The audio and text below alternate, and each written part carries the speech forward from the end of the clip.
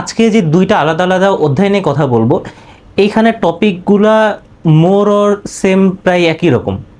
এবং এই যে সামাজিক প্রতিষ্ঠানে দেখা গেছে যে একটা সামগ্রিকভাবে আলোচনা করা হয়েছে, একটা সম্পূর্ণ পৃথিবী নিয়ে আলোচনা করা হয়েছে, কিন্তু এখানে বাংলাদেশের বিবাহ পরিবার জ্ঞাতি সম্পর্কে এইখানে যে বিষয়গুলো নিয়ে আলোচনা করা হয়েছে সেম বিষয়, জাস্ট বাংলাদেশের কনটেক্সটে আলোচনা করা হয়েছে।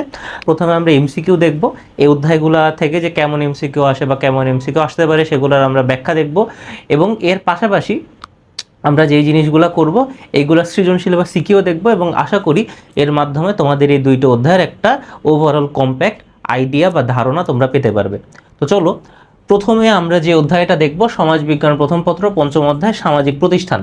এখন প্রতিষ্ঠানের যে বিষয়টা, আমরা কিন্তু অনেকে মনে করি যে প্রতিষ্ঠান মনে হয় ব্যাংক, বিমা, বিদ্যালয়, কলেজ এরকম, কিন্তু প্রতিষ্ঠানের যে ধারণা সমাজবিজ্ঞানে, বা যেটাকে আমরা ইংরেজিতে বলি ইনস্টিটিউশন, যেটার ইংরেজি কি ইনস্টিটিউশন, প্রতিষ্ঠানের ইংরেজি কিন্তু ইনস্টিটিউশন। তোমরা যখন সৃজনশীল লিখবা ইনস্টিটিউশন, তখন বাংলা প্রতিশব্দের মানে বাংলা হলো গিয়ে যে টার্মিনোলজির ইংরেজি টার্মিনোলজিগুলো তোমরা যদি দাও, তাহলে কিন্তু তোমাদের যিনি খাতা দেখবেন তোমাদের খাতার উপর আশা করি তার একটা সুনজর পড়বে। মানে তোমাদের এই ইংরেজি প্রতিশব্দ যদি লেখো, ইংরেজি টার্মিনোলজি লেখো, তাহলে যে তোমার খাতা দেখবে সে মনে করবে তুমি আসলেই জানো, বা হলো গিয়ে তারা তো আসলে খাতা দেখার সময় পায় তুলনামূলক অনেক কম, এবং সে অনেক সময় কম সময় অনেক সংখ্যক স্টুডেন্টের খাতা দেখতে হয়। তখন দেখা যায় যে অনেক সময় তারা কেবলমাত্র পৃষ্ঠা উল্টায় দেখে যায়, ভিতরের লেখাগুলো অনেক সময় পড়ে না। কিন্তু যখন দেখবে পৃষ্ঠা উল্টানোর সময় যে তোমার লেখার স্টাইলটা একটু ভিন্ন বা স্ট্রাকচারটা ভিন্ন, বা সে সহজে বুঝতে পারবে যে কোন জায়গায় কোন প্রশ্ন শুরু হয়েছে কোন জায়গায় শেষ হয়েছে। এবং দেখবে যে দেখা গেল যে তোমার উত্তরের ভিতরে তুমি গ্রাফ বা ডায়াগ্রাম বা এই টাইপের কোনো কিছু দিছো, ইংরেজি প্রতিশব্দ দিছো, তখন কিন্তু তার দৃষ্টিটা তোমার খাতার দিকে অবশ্যই আকর্ষিত হবে। যেটা বলতেছিলাম যে সামাজিক প্রতিষ্ঠান, যেটার ইংরেজি হলো গিয়ে সোশ্যাল ইনস্টিটিউশন, প্রতিষ্ঠানের ইংরেজি ইনস্টিটিউশন। এবং ধরা হয় যে সব ইনস্টিটিউশনের শুরু কিন্তু পরিবার থেকে, তাহলে পরিবারও কিন্তু একটা ইনস্টিটিউশন।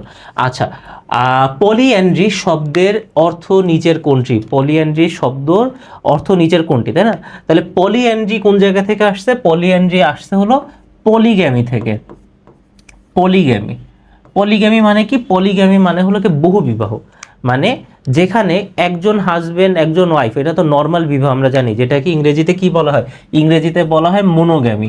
ইংরেজিতে বলা হয় কি? মোনোগ্যামি। তাহলে এইখানে কি থাকে? এইখানে থাকে একজন হাজবেন্ড আর একজন ওয়াইফ, তাদের মধ্যে হলো কি হয়? বিবাহ সম্বন্ধ, মানে বিবাহ তোমার সম্পন্ন হয়।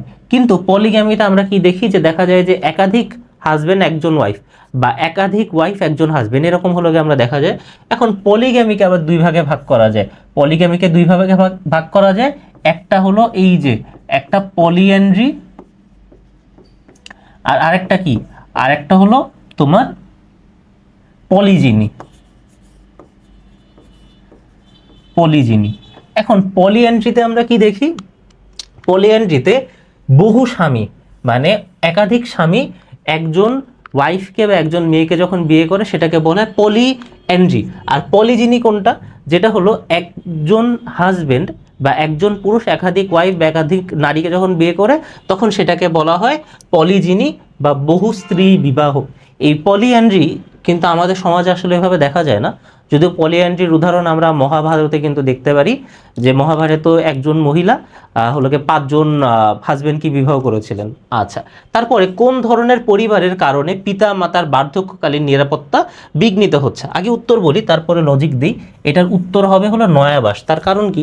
দেখো, মনে করো যে তোমার বাবা মা যখন তারা বিবাহ করছে, দেখা গেছে যে আমাদের অনেকেরই বাবা মা, দেখা গেলো আমার বাবা মার কথাই আমরা বলি, যে তারা যখন বিবাহ করছে, আমার ভাইয়া যখন ছোট ছিল 4-5 বছর ছিল, তারা তখন নিজেদের যেই হোম টাউন সেটা বাদ দিয়ে চাকরি সূত্রে আরেক জায়গায় চলে আসছে। তাহলে সেটা কি হয়ে গেল? নয়া বাসা। আমরা জানি যে নয়া বাসা দেখা যায় যে বিবাহের পরে স্বামী স্ত্রী বাবার বাড়ি মানে সূত্রীয় পরিবারে না থেকে, মাতৃসূত্রীয় পরিবারে না থেকে তার অন্য জায়গায় থাকতেছে।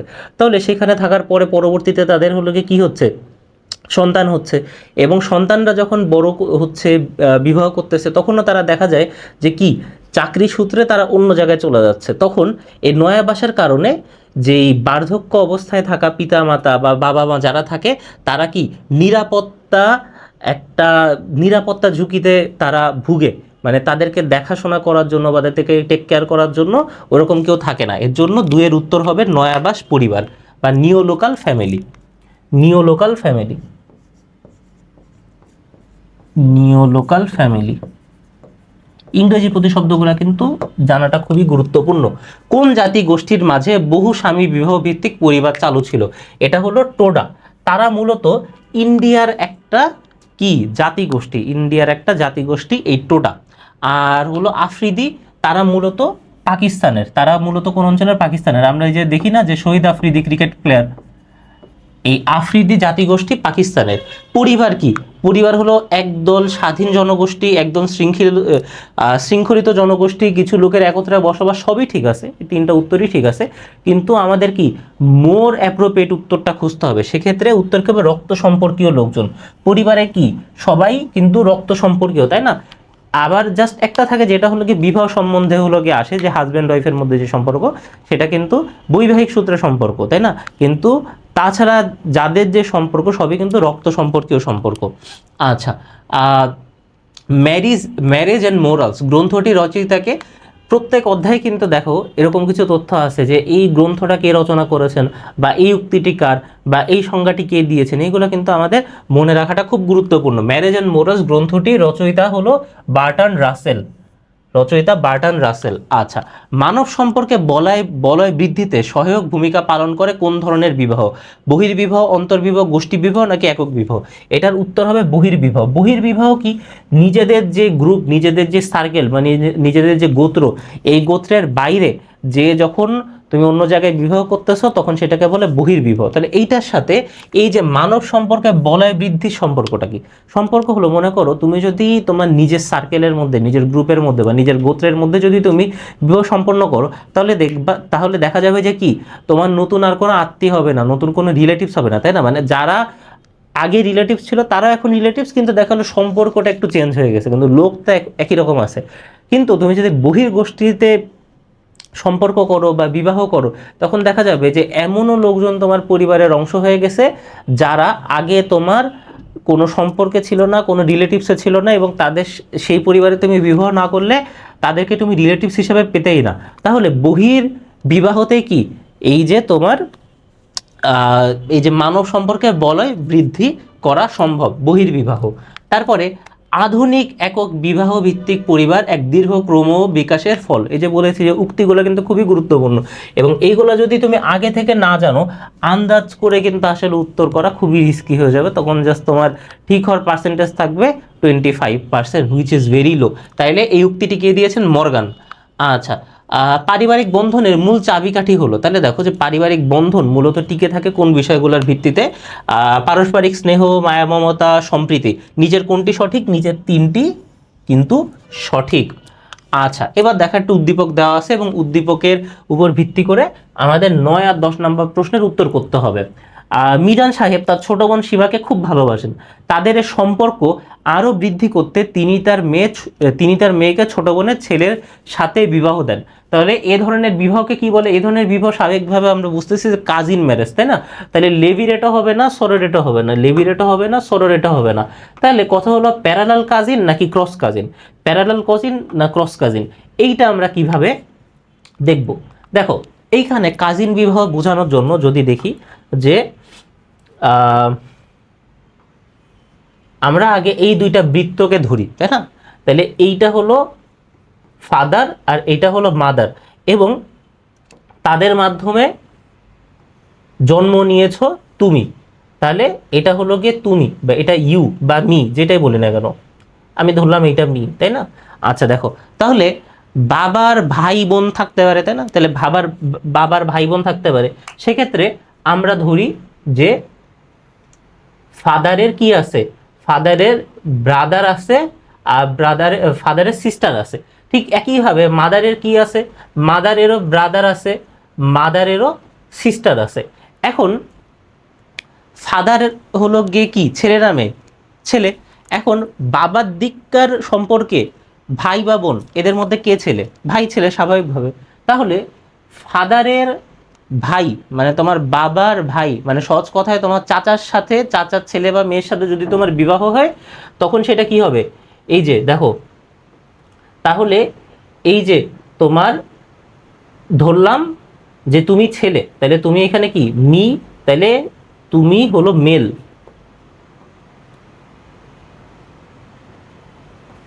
তুমি কি, তুমি মেল। তাহলে এই যে দেখো যেটা বলতেছিলাম যে তোমার চাচা, যে ব্রাদার, মানে বা ফাদারের ব্রাদার, বা তোমার হলো গিয়ে আঙ্কেল, যে আঙ্কেলের কি, আঙ্কেলের ছেলে বা মেয়ে আছে, তাহলে ধরলাম হলো গিয়ে মেয়ে, তাহলে গার্ল,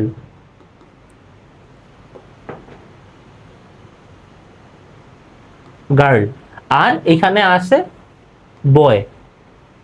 তাহলে এই যে তোমার চাচার মেয়ের সাথে যখন তোমার বিবাহ হবে, তোমার চাচার মেয়ের সাথে যখন তোমার বিবাহ হবে, তখন সেটাকে আমরা কি বলবো? সেটা হলো প্যারালাল কাজিন বিবাহ। সেটাকে আমরা কি বলবো? সেটা হলো প্যারালাল কাজিন বিবাহ, প্যারালাল কাজিন বিবাহ। তাহলে কখন? যখন তোমার চাচার বোনের সাথে তোমার বিয়ে হবে, তুমি ছেলে, চাচাতো বোনের সাথে তোমার বিয়ে হবে, তখন সেটা প্যারালাল। কারণ প্যারালাল মানে কি, দেখো এই যে এই দুইটা কিন্তু প্যারালাল লাইন, মানে তোমার বাবাও ছেলে, আবার তোমার বাবাও ছেলে, তোমার চাচাও ছেলে, দুজন প্যারালাল। আর তোমার বাবা হলো গিয়ে ছেলে, আর তোমার ফুফু হলো গিয়ে মেয়ে, তাই না? ফুফু হলো গিয়ে মেয়ে, তাহলে আন্ট, এটা কিন্তু ক্রস কাজিন, এটা হলো গিয়ে ক্রস, এটা কি, এটা হলো গিয়ে ক্রস, আর এটা প্যারালাল। বুঝলাম? তাহলে দেখো, একটা তো আমরা দেখলাম যে ফাদারের যে ভাই মানে ব্রাদার বা তোমার আঙ্কেলের মেয়ের সাথে যখন তোমার বিবাহ হবে তখন সেটা কি প্যারালাল কাজিন বিবাহ।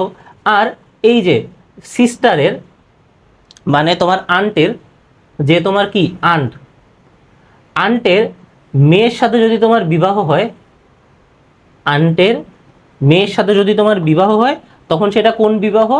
তখন সেটা তোমার ক্রস কাজিন বিবাহ, তখন সেটা ক্রস কাজিন বিবাহ। আচ্ছা, বুঝলাম। তাহলে একদিকে আমরা দেখলাম, এবার আমরা অন্যদিকে যদি দেখি, এবার আমরা যদি অন্যদিকে দেখি, তাহলে তোমার মায়ের যে ভাই মানে তোমার যে আঙ্কেল, তোমার যে আঙ্কেল, তার কি আছে? তার ধরো ছেলে আছে আর তার মেয়ে আছে। তাহলে তার যেই মেয়ে, তার সাথে যখন তোমার বিবাহ ঠিক করা হবে বা যখন তোমার বিবাহ হবে তখন সেটা কোন বিবাহ বলো তো? তখন সেটা ক্রস কাজিন বিবাহ, তখন সেটা ক্রস কাজিন বিবাহ, ক্রস কাজিন বিবাহ। তার কারণ হলো যে এই যে তোমার মা একজন কি ফিমেল, আর তোমার চাচা কি, তোমার চাচা হলো মেল, তাহলে দুজনের কি ক্রস সম্পর্ক, দুজনের কি ক্রস সম্পর্ক। তাহলে তোমার মামার মেয়ের সাথে যখন তোমার বিয়ে হবে বা তোমার মামাতো বোনের সাথে যখন তোমার বিয়ে হবে তখন সেইটা ক্রস কাজিন বিবাহ, তখন সেটা ক্রস কাজিন বিবাহ। অন্যদিকে তোমার মায়ের বোন, মায়ের সিস্টার বা তোমার খালার, তোমার খালার কি, খালার মেয়ের সাথে যখন তোমার বিবাহ হবে তখন সেটা আবার প্যারালাল কাজিন বিবাহ। তার কারণ হলো যে মাও ফিমেল, মাও ফিমেল, আর কি তোমার খালাও ফিমেল, তাহলে এটা প্যারালাল, এটা কি প্যারালাল। তাহলে এই যে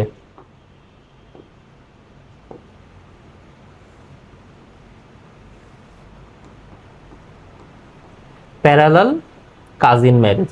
তাহলে আশা করি বুঝতে পারলা। আরো যদি সহজে বলি, দেখো এটা তোমার ফাদার, এটা তোমার মাদার, তাদের মাধ্যমে তুমি মেল বা হলো গিয়ে ছেলে, তুমি জন্ম হয়েছো তোমার বাবার ভাই বা তোমার আঙ্কেলের মেয়ের সাথে যখন তোমার বিয়ে হবে তখন সেটা প্যারালাল কাজিন বিবাহ, তার কারণ দুইজনই ছেলে, দুইজনই ছেলে।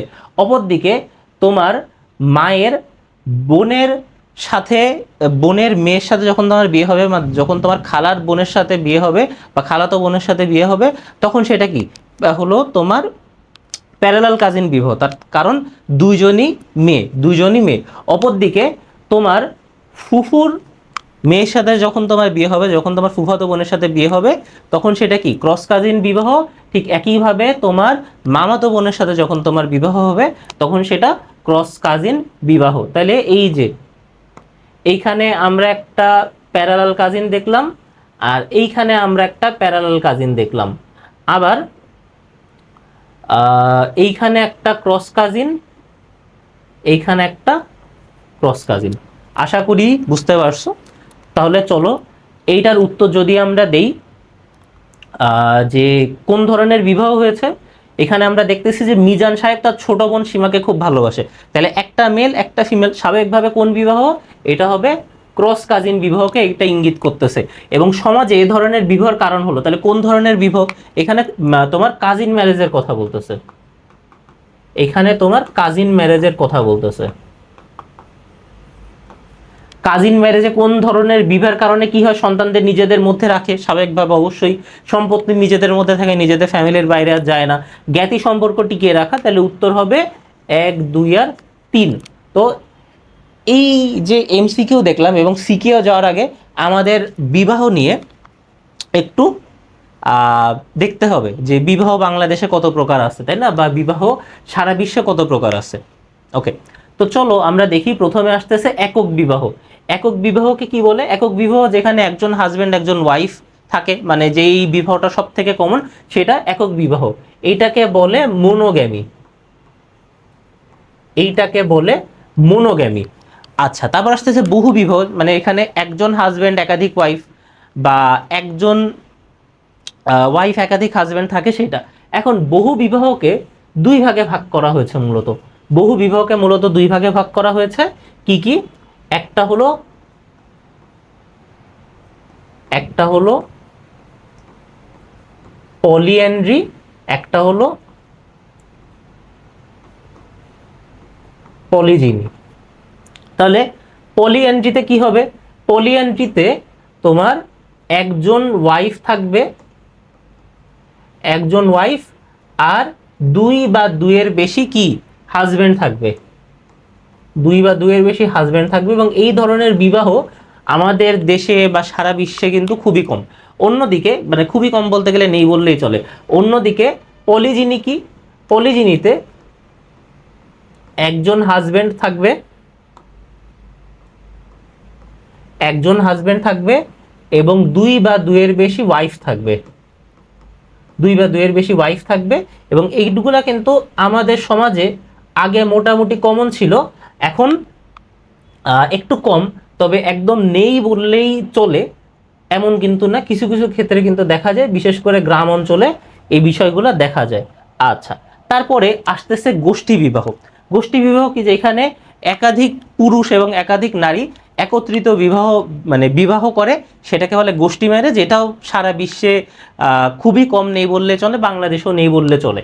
তারপর আসতেছে লেভিরেট বিবাহ এবং সরোরেট বিবাহ। লেভিরেট বিবাহ এবং সরোরেট বিবাহ। লেভিরেট বিবাহ কি?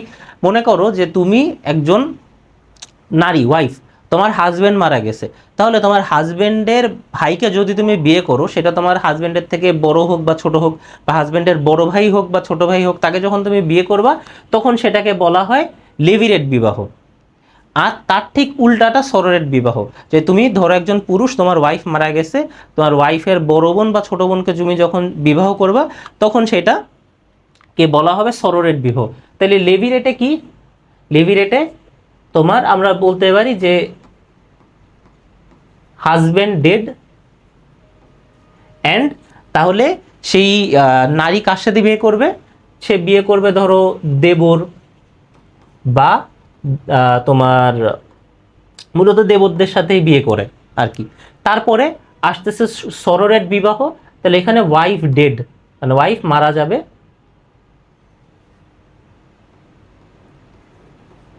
আচ্ছা ওয়াইফ মারা যাবে, এবং বিবাহ করবে কার সাথে? বিবাহ করবে শালীর সাথে বা শ্যালিকার সাথে। আচ্ছা, তারপরে বহির্বিবাহ। বহির্বিবাহ কি? বহির্বিবাহ হলো তোমার যে গ্রুপ, তোমার যে সার্কেল বা তোমার যে গোষ্ঠী, তার বাইরে যে যখন তুমি বিবাহ করবে, তখন সেটা বহির্বিবাহ। আর তোমার গ্রুপ বা সার্কেল, তোমার গোষ্ঠীর বিবাহ, গোষ্ঠীর মধ্যে যখন তুমি বিবাহ করবা, তখন সেটাকে বলা হবে অন্তর্বিবাহ, বহির্বিবাহ, অন্তর্বিবাহ। তারপর কাজিন ম্যারেজ, কাজিন ম্যারেজকে দুই ভাগে ভাগ করা যায়, একটা কি, একটা parallel cousin, parallel cousin marriage, আর একটা কি, আর একটা cross cousin marriage, cross cousin marriage.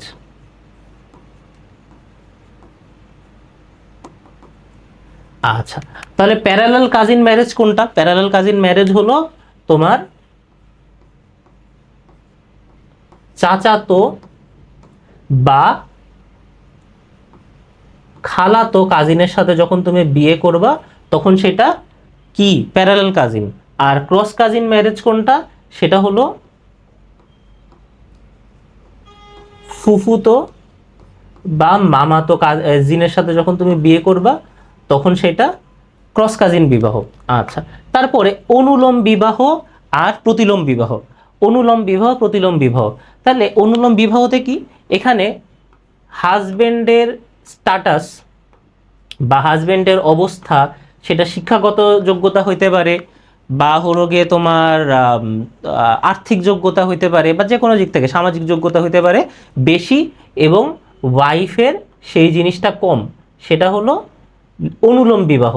আর প্রতিলোম বিবাহ হলো হাজবেন্ডের বিত্তশালিতা বা আর্থিক অবস্থা, তোমার সামাজিক অবস্থা তুলনামূলক কম, এবং ওয়াইফের সেটা কি, ওয়াইফের পরিবারের তুলনামূলক বেশি। সাধারণত ওই যে আগেরকারের বাংলা সিনেমায় দেখানো হতো না, যে না মেয়েটা বা নায়িকা হলো চৌধুরী পরিবারের সন্তান, বা তারা খুবই অর্থবিত্তবান, তাদের সামাজিক অর্থনৈতিক অবস্থা অনেক ভালো, অন্যদিকে ছেলের অবস্থা খুব একটা ভালো না, বাবা নাই, মা হলো গিয়ে সেলাই করে, সেলাই মেশিন চালায়, তাইলে সেটা হলো প্রতিলোম বিবাহ।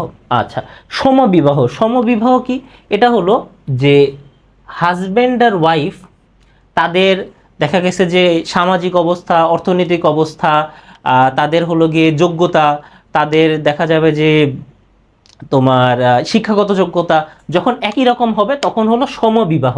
আর এই জিনিসটা যখন হলো গিয়ে সমান হবে না, দেখা গেল হাজব্যান্ডের কোনোটা বেশি বা ওয়াইফের কোনোটা কম, তখন সেটা অসমবিবাহ, তখন সেটা কি, অসমবিবাহ। তারপর রোম্যান্টিক ম্যারেজ, বা যেটাকে আমরা বর্তমান সময়ে বলি যে লাভ ম্যারেজ, সেটা হলো কোনটা, যেখানে পাত্র পাত্রী নিজেরাই ঠিক করে রাখে যে তারা কাকে বিয়ে করবে, জাস্ট ফ্যামিলিকে ফর্মালিটিজের খাতিরে বলে যে আমরা একে বিয়ে করবো, তোমরা পারিবারিকভাবে কথাটা আগাও, সেটা লাভ ম্যারেজ।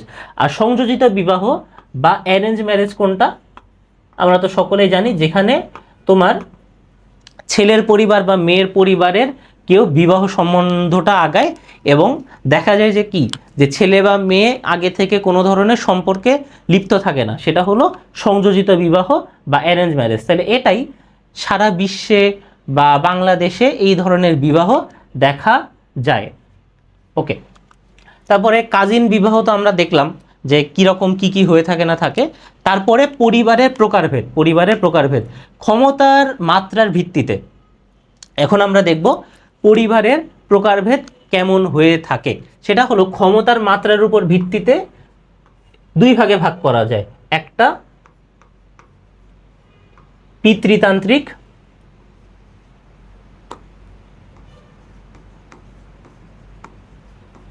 পিতৃতান্ত্রিক মানে পরিবারের প্রধান হলো পিতা বা দাদা বা চাচা বা তুমি নিজে, মানে পুরুষ, তারা যেটা বলবে সেটাই হবে, এটা তারা ক্ষমতার মূলে রয়েছে।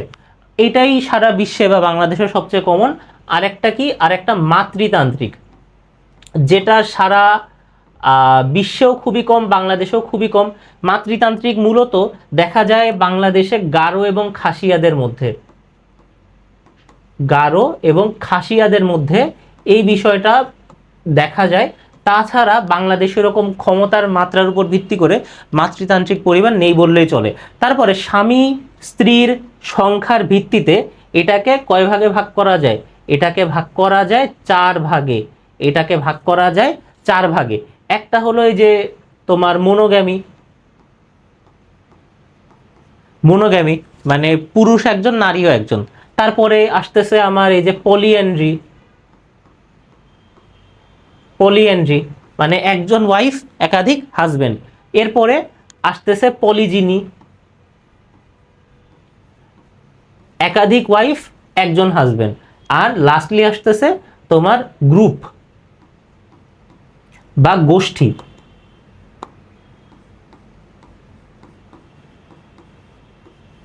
গোষ্ঠী স্বামী স্ত্রীর বাসস্থান বা বসবাসের উপর ভিত্তি করে মূলত 3 ভাগে ভাগ করা যায়। মূলত 3 ভাগে ভাগ করা যায়। ভাগগুলা কি কি? প্রথমে আসতেছে পিতৃসূত্রীয়, মানে বিবাহর পরে ছেলের বাড়িতে তারা যে বসবাস করবে, মানে স্বাভাবিকভাবে মনে করো যে আমি একজন ওয়াইফকে, মানে একজন নারীকে বিয়ে করছি, বিয়ের পরে আমি আমার বাবার বাসায় যে থাকা শুরু করতেছে আমার বাবা বা মায়ের সাথে। আরেকটা আসতেছে মাতৃসূত্রীয়, আরেকটা আছে মাতৃসূত্রীয়, মানে আমি যে ওয়াইফকে বিয়ে করছি বা যে নারীকে বিয়ে করছি, বিয়ের পরে আমি তাদের বাসায় যে থাকতেছি, এবং এটাকে যারা এই কাজগুলো করে, যে ছেলেরা, তাদেরকে আমাদের সমাজে মূলত ঘর জামাই বলা হয়ে থাকে। আর আরেকটা হলো নয়াবাস, মানে বিয়ের পরে আমি আমার বাবার বাসাও থাকতেছি না, আমার ওয়াইফের বাবার বাসাও থাকতেছি না, আমি ভিন্ন জায়গায় যে থাকতেছি, সেটাকে বলা হয় নয়াবাস। মানে এটা মূলত যারা ভিন্ন জায়গায় চাকরি করে বা ভিন্ন জায়গায় কোনো কাজের সাথে লিপ্ত, তারা মূলত এই নয়াবাস ফ্যামিলির সাথে সম্পর্কিত। তারপরে বংশমর্যাদার ভিত্তিতে, বংশমর্যাদার ভিত্তিতেও 2 ভাগে ভাগ করা যায়। বংশমর্যাদার ভিত্তিতেও 2 ভাগে ভাগ করা যায়, এবং সাধারণত দেখা যায় যে এইখানে এইটার উপর ভিত্তি করেই যে বংশের নাম কি হবে, এটা কি বাবার দিককার হবে না মায়ের দিককার হবে, এটা নির্ধারিত হয়। এটা হলো পিতৃসূত্রীয়,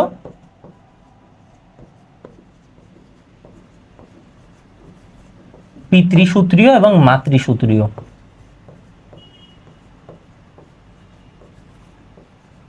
মাতৃসূত্রীয়। আচ্ছা, পরিবারের আকারের ভিত্তিতে 3 ভাগে ভাগ করা হয়, এটা আমরা মোটামুটি সবাই জানি। সেই ভাগটা যদি আমরা একটু দেখি, পরিবারের আকারের ভিত্তিতে কয় ভাগে ভাগ করা হচ্ছে? ভাগ করা হচ্ছে 3 ভাবে।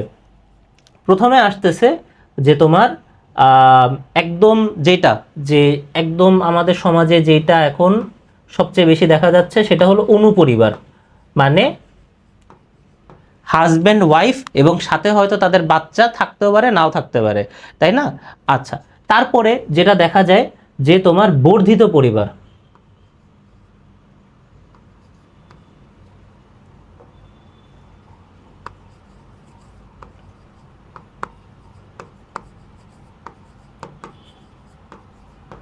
বর্ধিত পরিবার, বর্ধিত পরিবার কোনটা? যেখানে তোমার তুমি থাকতেছো, তোমার সন্তানরা থাকতেছে, আবার তোমার হয়তো বাবা মা থাকতেও পারে বা নাও থাকতে পারে, কিন্তু তোমার ভাই বা তোমার বোনের পরিবারও যখন তোমার একটা ফ্যামিলির মধ্যে থাকতেছে, তখন সেটা বলা হচ্ছে কি? বর্ধিত পরিবার। তখন সেটাকে কি বলা হয়?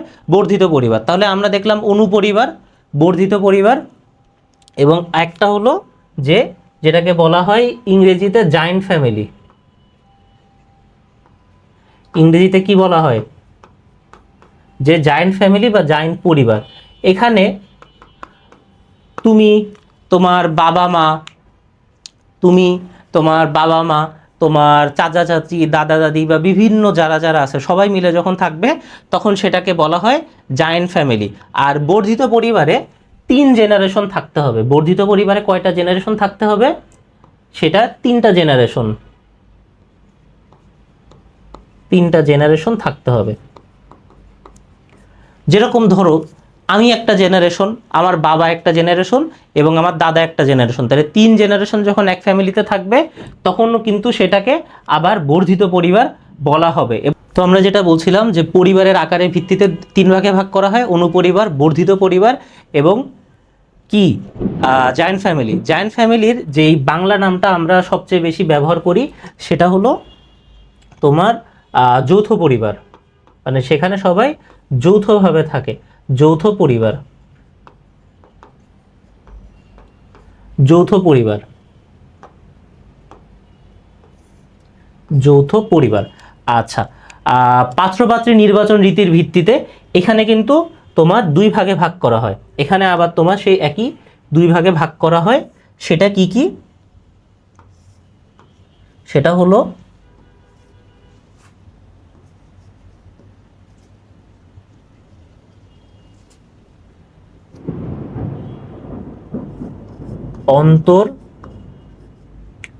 অন্তর্গোত্র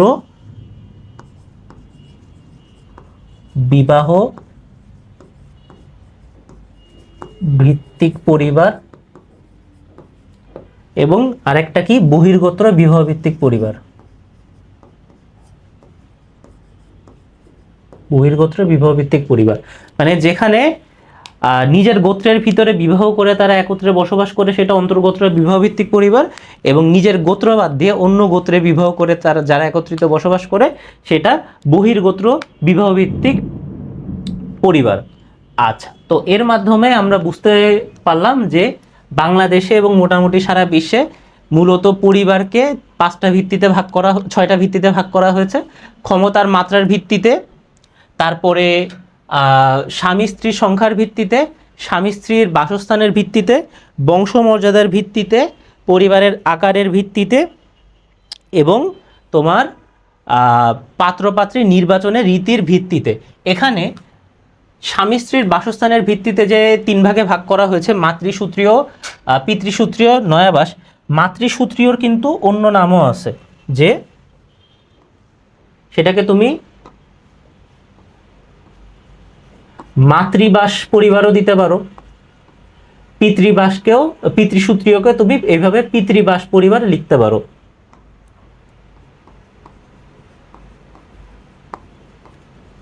আচ্ছা, তো চলো এবার আমরা মূল সৃজনশীলে চলে যাই। নীলুফা তার শ্রেণী শিক্ষকের কাছে ছুটির আবেদন করলে শিক্ষক ছুটির কারণ জিজ্ঞাসা করেন। সে জানায় যে সে একটি সামাজিক অনুষ্ঠানে অংশগ্রহণ করতে চায় যেখানে তার অন্যান্য আত্মীয় স্বজন উপস্থিত থাকবেন, যেটা সম্পাদন করতে 2 জন সাক্ষী, একজন উকিল ও তাদের ইমাম সহ উপস্থিত থাকবেন। তাহলে বুঝতে পারতেছে এখানে কি বলা হচ্ছে, তোমার বিবাহর কথা। তাহলে ক্রিয়াবাদের জনককে, এটা কিন্তু আমরা মোটামুটি সবাই জানি, ক্রিয়াবাদের জনক কে? আমাদের ফরাসি সমাজবিজ্ঞানী এমিল ডুরখেইম। ফরাসি সমাজবিজ্ঞানী এমিল ডুরখেইম। Emile Durkheim. আচ্ছা, তারপরে বি নাম্বার প্রশ্ন বা খ নাম্বার প্রশ্ন, সামাজিক পরিবর্তনে গণমাধ্যমের ভূমিকা ব্যাখ্যা করো। সামাজিক পরিবর্তনে গণমাধ্যমের ভূমিকা ব্যাখ্যা করো। এটা যদিও তোমার এই অধ্যায়ের প্রশ্ন না, কিন্তু অনেক সময় দেখা যায় যে যখন তোমরা বোর্ড পরীক্ষা দিতে যাচ্ছ, গ ঘ হয়তো এক অধ্যায় থেকে দিয়েছে বা গ ঘ এক অধ্যায় থেকে দিয়েছে, কিন্তু ক খ বা ক অন্য অধ্যায়, খ আরেক অধ্যায় থেকে দিয়েছে। এর জন্য তুমি মনে করবা যে আমি শুধুমাত্র এই অধ্যায়টা পড়ে যাব, অন্য অধ্যায় পড়বো না। দেখা গেল যে ক খ ওই অধ্যায় থেকে দিয়ে দিছে, যেটা তুমি পারো না, কিন্তু গ ঘ আবার খুব ভালো মতো পারো। আচ্ছা, সামাজিক পরিবর্তনের ক্ষেত্রে গণমাধ্যমের গুরুত্বপূর্ণ ভূমিকা পালন করে, এবং আমরা যখন খ নাম্বার লিখব তখন প্রথম প্যারাতে আমরা ডিরেক্ট উত্তর দিয়ে দিব, বা হ্যাঁ বা না, বা যেটা জানতে যাচ্ছে যেই বিষয় সেটার বিষয় আমরা লিখব, এবং এইখানে আমরা কি করব, সেটার বিস্তারিত দিব। সেটার কি দিব? বিস্তারিত। সেটার বিস্তারিত আমরা আলোচনা করব। বিস্তারিত যখন আলোচনা করব সেখানে আমরা দিতে পারি সংজ্ঞা, দিতে পারি সংজ্ঞার পরে আমরা উদাহরণ দিতে পারি,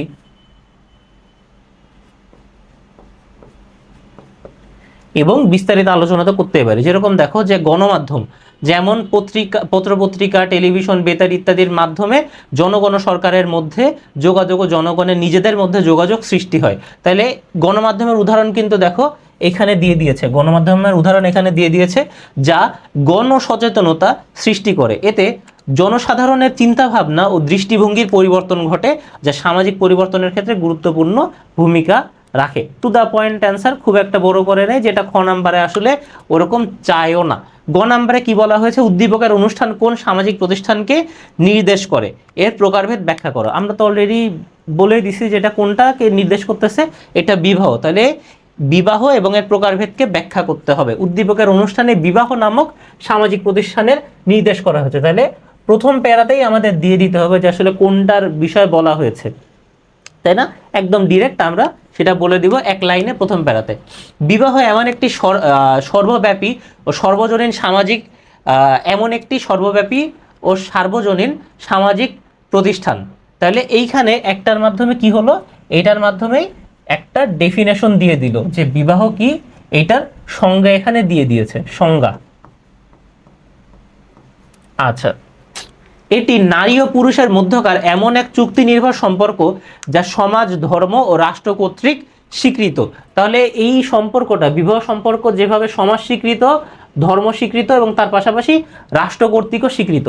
সমাজ ও ধর্মভেদে বিবাহ সম্পাদনের পদ্ধতি ভিন্ন হয়ে থাকে। তাহলে ধরো বাংলাদেশের সমাজে বিবাহ যেভাবে হয়, ইন্ডিয়া কিন্তু সেভাবে হবে না। আবার মুসলমানদের যেভাবে হয়, হিন্দুদের বা খ্রিস্টানদের বা বৌদ্ধদের সেভাবে হবে না। অবশ্যই কিছু পার্থক্য থাকবে। তাহলে কিসের ভিত্তিতে পার্থক্য হবে? সমাজ ও ধর্মভেদে বিবাহে বিভিন্ন ধরনের পার্থক্য দেখা যায়। যেরকম ইসলাম ধর্মে বিবাহ সম্পাদনের ক্ষেত্রে পাত্র পাত্রীর অভিভাবক, কমপক্ষে 2 জন সাক্ষী এবং কাজী ও ইমামের প্রয়োজন হয়। ঠিক এই জিনিসটা কিন্তু আবার হিন্দু বিয়েতে বা খ্রিস্টান বিয়েতে বা বৌদ্ধ বিয়েতে কিন্তু দরকার নেই। তাহলে এইখানে আমরা দেখলাম যে সংজ্ঞা দিল বিবাহ, এবং বিবাহ যে ক্ষেত্র বিশেষে কেমন পার্থক্য হয়ে থাকে সেটাও দিয়েছে। উদ্দীপকে দেখা যায় এইখানে আবার কি করেছে, উদ্দীপকে যে বিষয়টা তুলে ধরেছে, তুমি গ নাম্বার লেখো বা ঘ নাম্বার লেখো, উদ্দীপকে কি আলোচনা করা হয়েছে সেটা কিন্তু শর্টে সামারি আকারে দিতে হবে। উদ্দীপকে দেখা যায় নীলুফা যে সামাজিক অনুষ্ঠানে অংশগ্রহণ করতে চায় সেটা সম্পাদন করতে 2 জন সাক্ষী, একজন উকিল ও তাদের ইমাম সহ উপস্থিত থাকবেন। এ থেকে বোঝা যায় যে নীলুফা বিবাহ অনুষ্ঠানে অংশগ্রহণ করেছে। তাহলে এখানে তোমার লাস্টে লজিক বা মিল করে দেখাইতে হবে, লজিক বা মিল করে দিতে হবে যে আমি যে এইটাকে বিবাহ বলতেছি এটা আসলে কেন বলতেছি বা কোন যুক্তিতে বলতেছি। তাহলে লজিক বা মিল বা তোমাকে যুক্তি দিয়ে বুঝাই দিতে হবে, বা তোমাকে যুক্তি দিয়ে বুঝাই দিতে হবে। বিবাহর বিভিন্ন প্রকারভেদ জানতে চাইছে, সেটা আমরা দেখি। বিবাহের বিভিন্ন প্রকারভেদ রয়েছে। এই যে দেখো, যে আমরা একটু আগে যে দেখিয়েছি যে বিবাহর প্রকারভেদ, এই প্রকারভেদগুলা একটু আলোচনা করলেই হয়ে যাবে। বিভিন্ন প্রকারভেদ রয়েছে। পাত্রপাত্রীর সংখ্যার ভিত্তিতে বিবাহ 3 প্রকার, যেরকম একক বিবাহ, বহু বিবাহ, গোষ্ঠীগত বিবাহ। একক বিবাহ একজন নারীর সাথে একজন পুরুষের, বহু বিবাহে এক পুরুষের সাথে একাধিক নারী কিংবা এক নারীর সাথে একাধিক পুরুষের, এবং গোষ্ঠীগত বিবাহে একাধিক পুরুষের সাথে একাধিক নারীর বিবাহ সম্পাদিত হয়। এটাকে তুমি প্যারা আকারেও লিখতে পারো, বা নাম্বার দিয়ে, বা তোমার বুলেট পয়েন্টেও লিখতে পারো, তোমার যেভাবে সুবিধা। তবে ক্লিয়ারলি যেন বোঝা যায় যে তুমি এখানে কি কি নিয়ে আলোচনা করেছো। ওকে, সম্পাদিত হয়। পাত্রপাত্রীর নির্বাচন প্রক্রিয়ায় বহির্বিবাহ এবং অন্তর্বিবাহ তো আছেই। বহির্বিবাহ বা অন্তর্বিবাহ মানে এক গ্রুপ বা এক কাস্ট বা এক গোত্রের মধ্যে বিবাহ বা অন্য গোত্রের মধ্যে বিবাহ নামক বিবাহ সংগঠিত হয়। সাধারণত হিন্দুদের ভিতরে অন্তর্বিবাহটাই বেশি দেখা যায়। তারা নিজেদের গোত্রের বাইরে খুব একটা বিবাহ করতে পছন্দ করেন না। যার প্রথমটিতে নিজ জাতিগোষ্ঠীর বাইরে এবং দ্বিতীয়টিতে নিজ জাতিগোষ্ঠীর মধ্যকার পাত্রপাত্রীর বিবাহ সম্পন্ন হয়। এছাড়াও কোনো ব্যক্তি মৃত ভাইয়ের স্ত্রীকে বিবাহ করলে তাকে লেভিরেট, এবং কোনো ব্যক্তি মৃত স্ত্রীর বোনকে বিবাহ করলে সেটাকে সরোরেট বিবাহ বলে। এটা কিন্তু আমরা অলরেডি আলোচনা করেছি। অন্যদিকে চাচাতো বা খালাতো ভাই বোনের মধ্যে বিবাহকে সমান্তরাল বিবাহ বা কি প্যারালাল কাজিন বিবাহ বলে।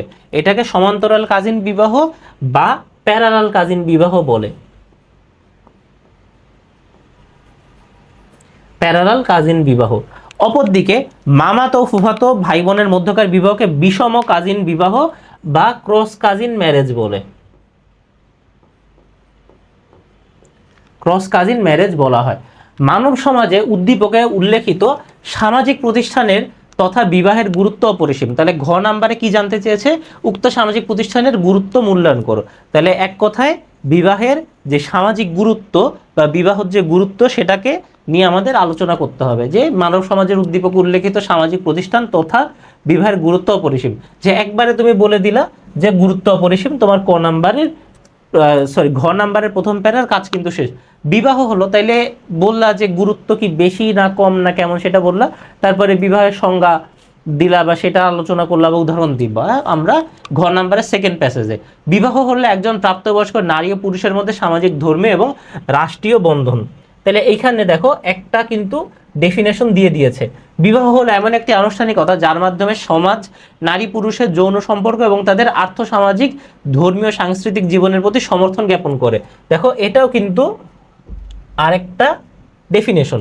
বিবাহের মাধ্যমে পরিবার সৃষ্টি হয় এবং স্থায়িত্ব লাভ করে। এখানে বিবাহের একটা তোমার ক্যারেক্টারিস্টিক্স বা বৈশিষ্ট্য তুলে ধরা হলো।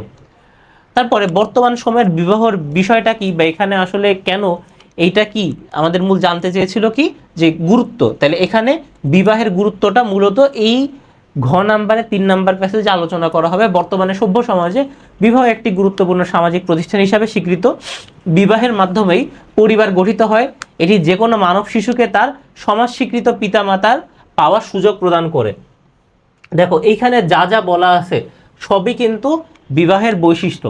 নবজাতক শিশুর লালন পালন, শিক্ষা দীক্ষা ও সামাজিকীকরণে বিবাহের গুরুত্ব অপরিসীম, কারণ বিবাহ কিন্তু এই পরিবারের সূচনা করে, বিবাহের মাধ্যমে পরিবারের সূচনা হয়। বিবাহের আরেকটি সামাজিক তাৎপর্য হলো এটি নরনারীর জৈবিক চাহিদা পূরণ করে, নরনারীর জৈবিক চাহিদা পূরণ করে, সমাজে শৃঙ্খলা আনয়ন সাহায্য করে। এই বিষয়গুলো তুমি এরকম কিন্তু বৈশিষ্ট্যগুলো বা গুরুত্বগুলো প্যাসেজ আকারেও দিতে পারো, আবার বুলেট পয়েন্টে বা রোমান সংখ্যায় বা নাম্বারেও দিতে পারো। আচ্ছা, সমাজের স্থায়িত্ব সংহতি রক্ষার্থে বিবাহের গুরুত্ব অপরিসীম।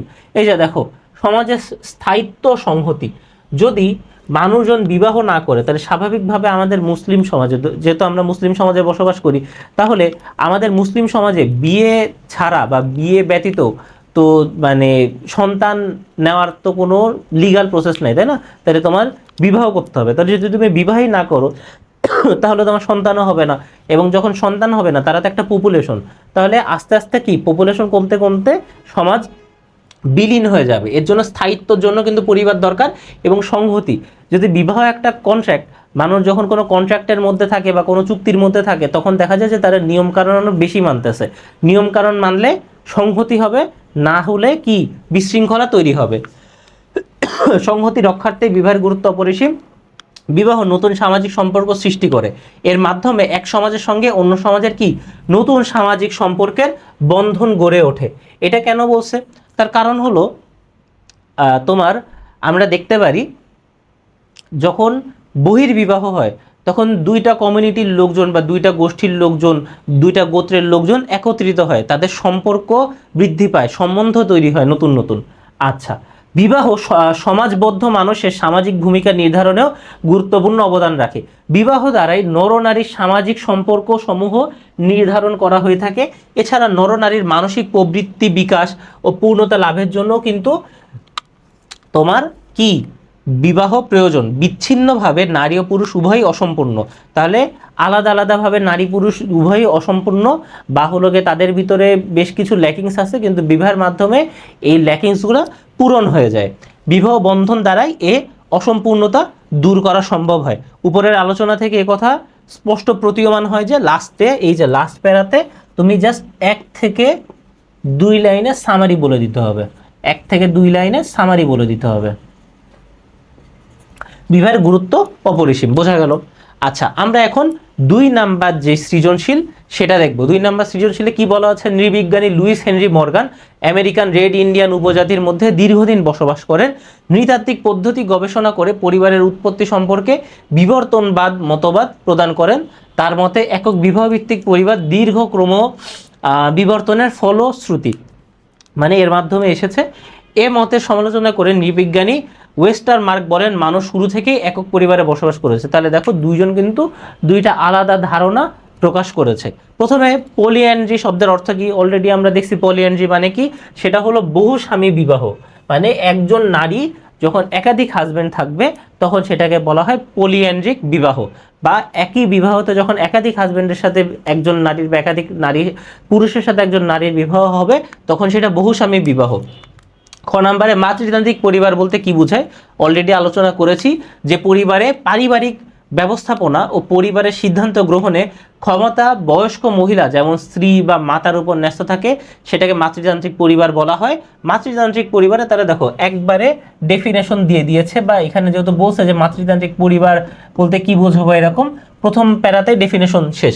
মাতৃতান্ত্রিক পরিবারে নারীর অধিকার পুরুষের অপেক্ষা বেশি থাকে এবং মায়ের পরিচয় বংশ পরিচয় নির্ধারিত হয়। তাহলে এখানে কি হয়েছে? এখানে কিন্তু ক্যারেক্টারিস্টিক্স বা বৈশিষ্ট্য দিয়ে দিয়েছে।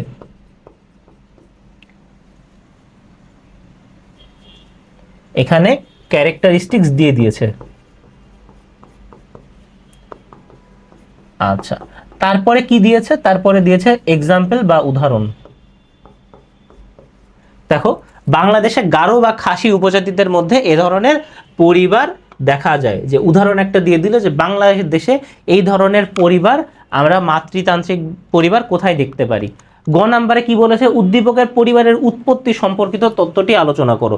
যেখানে পরিবারের উৎপত্তি নিয়ে একটা তত্ত্ব দেওয়া হয়েছে, একটা থিওরি দেওয়া হয়েছে, সেটা নিয়ে আমাদের আলোচনা করতে বলেছে। তাহলে উদ্দীপকে বর্ণিত পরিবারের উৎপত্তি সম্পর্কিত তত্ত্বটি বিবর্তনবাদী তত্ত্ব। এই যে এখানে কিন্তু দিয়ে দিয়েছে, আলাদা করে খোঁজার দরকার নেই বা ফাইন্ড আউট করার দরকার নেই।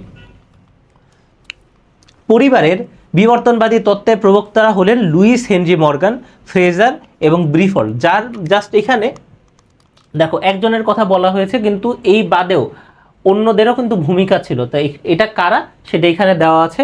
এরা একপার্শ্বিক বিবর্তনবাদী তত্ত্বে বিশ্বাসী ছিলেন।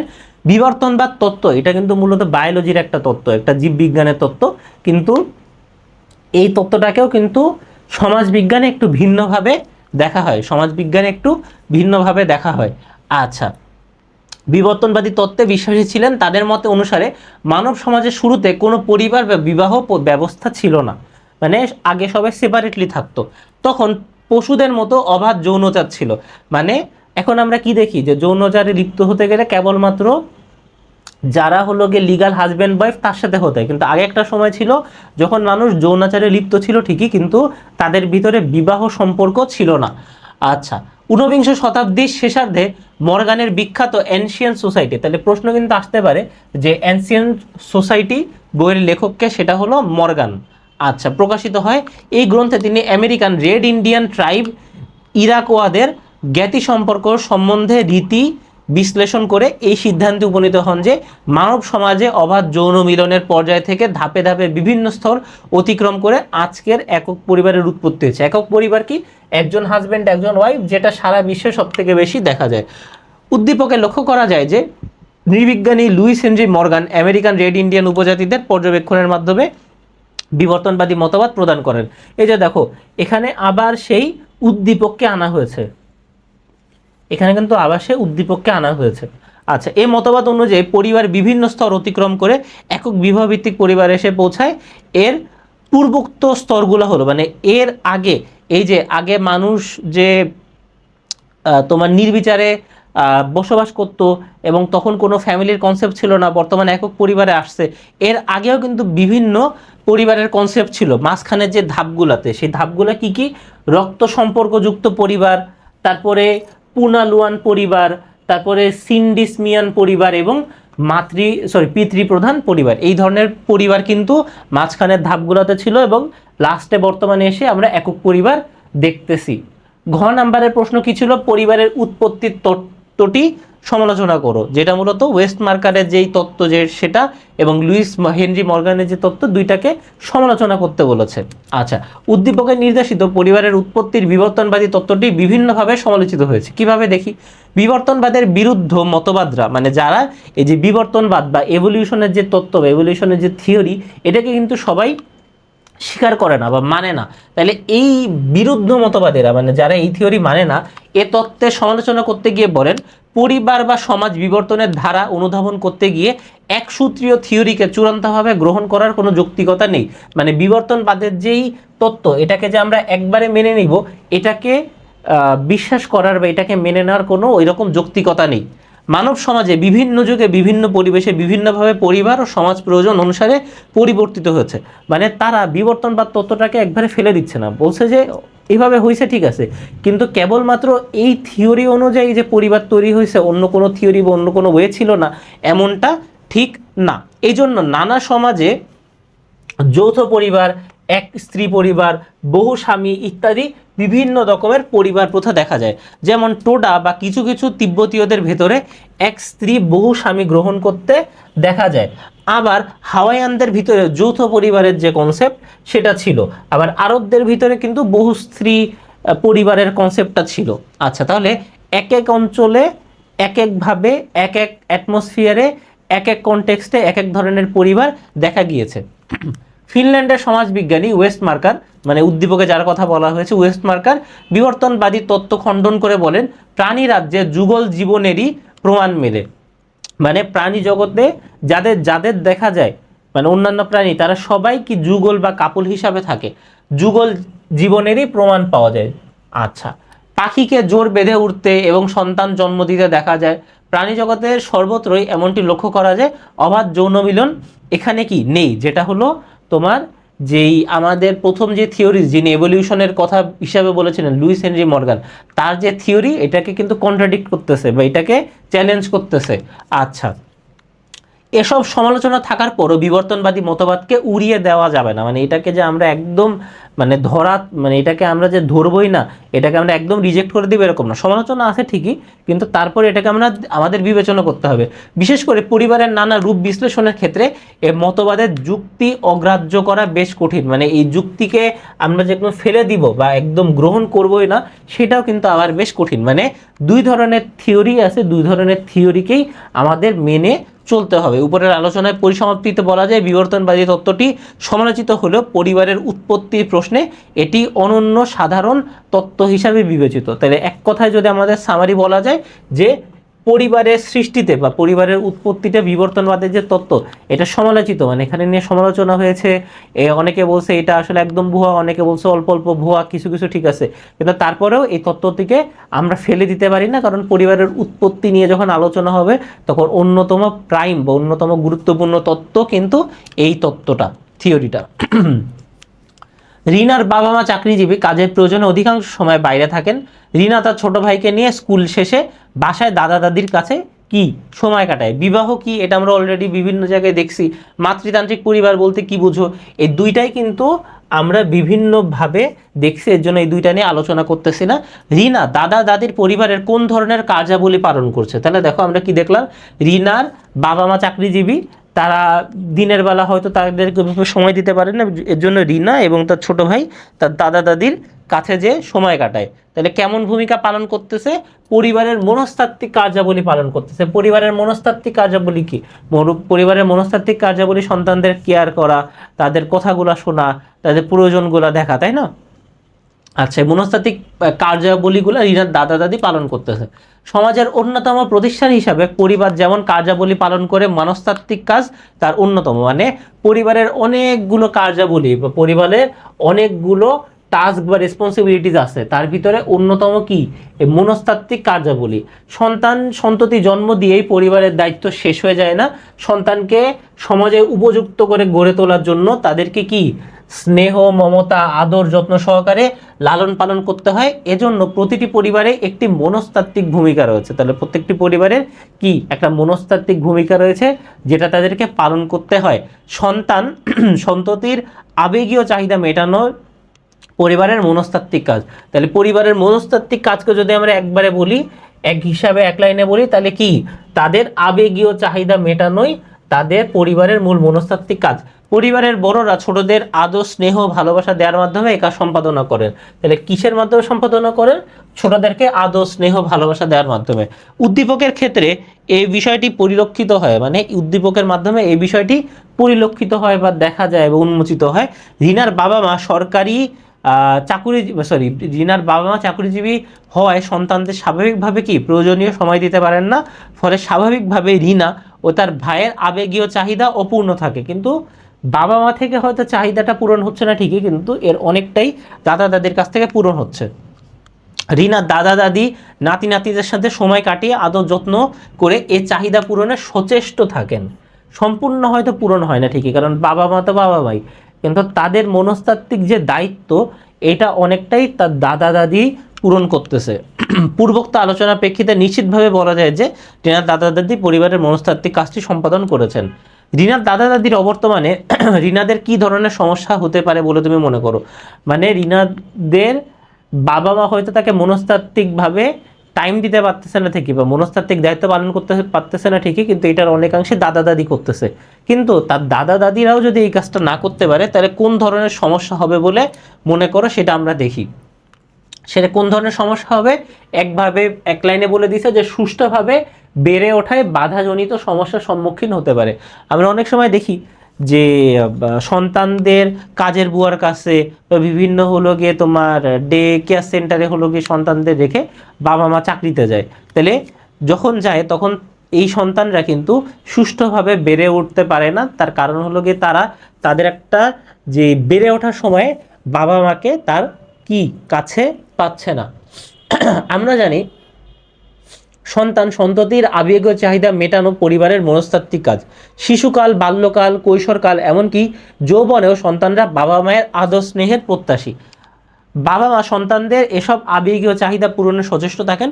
উদ্দীপকের ইনার পরিবারের মতো কোনো কোনো পরিবার বাবা মা ব্যস্ততার কারণে এই চাহিদা পূরণ করতে না পারলে সেক্ষেত্রে দাদা দাদি বা নানা নানি বা চাচা চাচি এই চাহিদাগুলো পূরণ করে থাকে, যেমনটা আমরা রিনার পরিবারের ক্ষেত্রে দেখতে পাই। কিন্তু কোনো কোনো পরিবারে দাদা দাদি, নানা নানি, চাচা চাচি, খালা খালু, ফুফু, মামা মামিরাও কিন্তু সেই কাজটাও করতে পারেন না, তাদের থাকে না।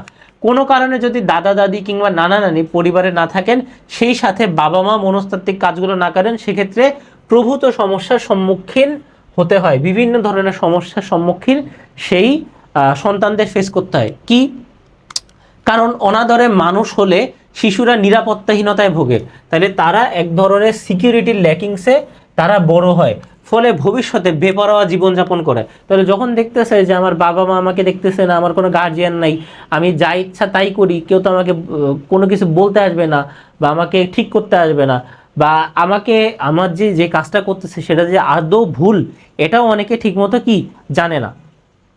আচ্ছা, এটা হলো যখন তোমার কোনো গার্ডিয়ানের কাছে তুমি বড় হবে না, তখন এই ধরনের সমস্যা হবে। শুধু তাই নয়, শিশুর সামাজিকীকরণেও প্রবলভাবে ব্যাহত হয়, তাহলে জীবনযাপনেও সমস্যা হয়, তারা অপরাধপ্রবণ হয়ে ওঠে এবং প্রবলভাবে তাদের সামাজিকীকরণও কি ব্যাহত হয় বা বাধাগ্রস্ত হয়। আর সামাজিকীকরণ ব্যাহত হলে শিশু সমাজের কাঙ্ক্ষিত সদস্য হিসাবে বেড়ে উঠতে পারে না। তাহলে তার তার যখন গ্রোয়িং পিরিয়ডেই সে যখন বিভিন্ন সমস্যা ফেস করবে, তখন স্বাভাবিকভাবেই তার লাইভলিহুড বা তার বেড়ে ওঠাটা, তার হলো গিয়ে পরবর্তী সময়টা পরিবারের সমাজের সাথে মিলাই নিতে বা মিলেমিশে চলতে তার অনেক চ্যালেঞ্জ বা হার্ডেল ফেস করতে হবে। আর সামাজিকীকরণ ব্যাহত হলে শিশু সমাজের কাঙ্ক্ষিত সদস্য হিসাবে বেড়ে উঠতে পারে না, যা শিশুকে ভবিষ্যতে অপরাধী করে তুলতে পারে। যা দেখবা যে যারা আমাদের সমাজে সাধারণত তোমার বিভিন্ন ধরনের অপরাধে লিপ্ত হয়, তাদের একটা বড় সংখ্যকেরই বাবা মা তাকে ঠিকমতো টাইম দিতে পারেনি ছোটবেলায়। উদ্দীপকের রিনার পরিবারও যদি দাদা দাদি না থাকতেন, তাহলে রিনা ও তার ভাই অনাদরে বড় হতো, যা তাদের ভবিষ্যৎ জীবনে চরম নেতিবাচক প্রভাব ফেলতো বলে আমি মনে করি। এভাবে এই ঘ নাম্বারের উত্তরটা শেষ করতে পারো। আচ্ছা, নাসির সাহেবের পরিবার একটি আদর্শ পরিবার। ছেলে মেয়েদেরকে তিনি নম্রতা, ভদ্রতা, আদব কায়দা এবং নৈতিকতার জ্ঞান রপ্ত করিয়েছেন। এতে ছেলে মেয়েরা আদর্শবান হিসাবে গড়ে উঠেছে। অনুলোম বিবাহকে এটা তো আমরা অলরেডি দেখছি, যে যখন উচ্চ বংশজাত পাত্রের সাথে অপেক্ষাকৃত নিম্ন শ্রেণীর কন্যার বিবাহ হয়, তখন এ ধরনের বিবাহকে কি বলে? অনুলোম বিবাহ। খ নাম্বারে বলছে সামাজিক নিরাপত্তার ধারণাটি বুঝিয়ে লেখো, মানে সোশ্যাল সিকিউরিটি। সামাজিক নিরাপত্তার ইংরেজি কি? Social security. সামাজিক নিরাপত্তা বলতে এমন এক ধরনের প্রতিরক্ষামূলক অর্থনৈতিক কর্মসূচিকে বোঝায় যা আধুনিক সমাজে অদৃষ্টপূর্বক এবং বিপর্যয়মূলক পরিস্থিতিতে সমাজ বা রাষ্ট্র কর্তৃক প্রদান করা হয়। তাহলে দেখো এখানে কি দিয়েছে, এখানে একবারে ডেফিনেশন দিয়ে দিয়েছে। এবং সামাজিক নিরাপত্তার ইংরেজি কি? Social security. Social security.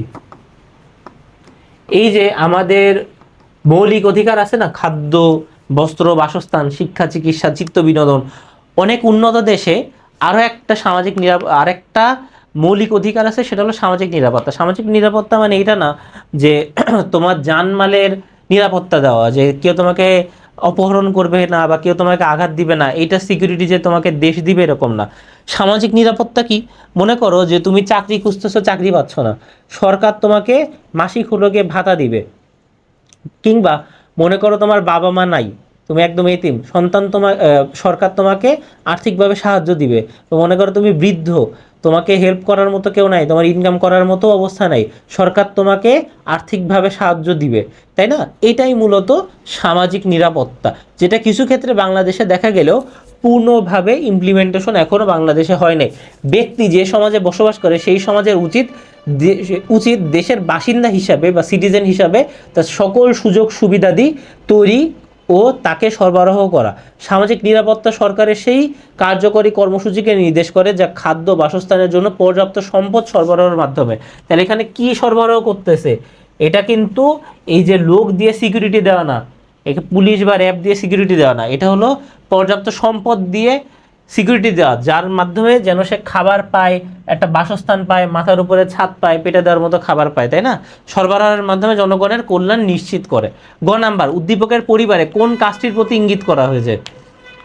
উদ্দীপকে যে কাজটির উপর ইঙ্গিত করা হয়েছে সেটা হলো সামাজিকীকরণের কাজের প্রতি ইঙ্গিত করা হয়েছে। সামাজিকীকরণের কাজের প্রতি ইঙ্গিত করা হয়েছে। সামাজিকীকরণ, যার ইংরেজি কি? সোশ্যালাইজেশন।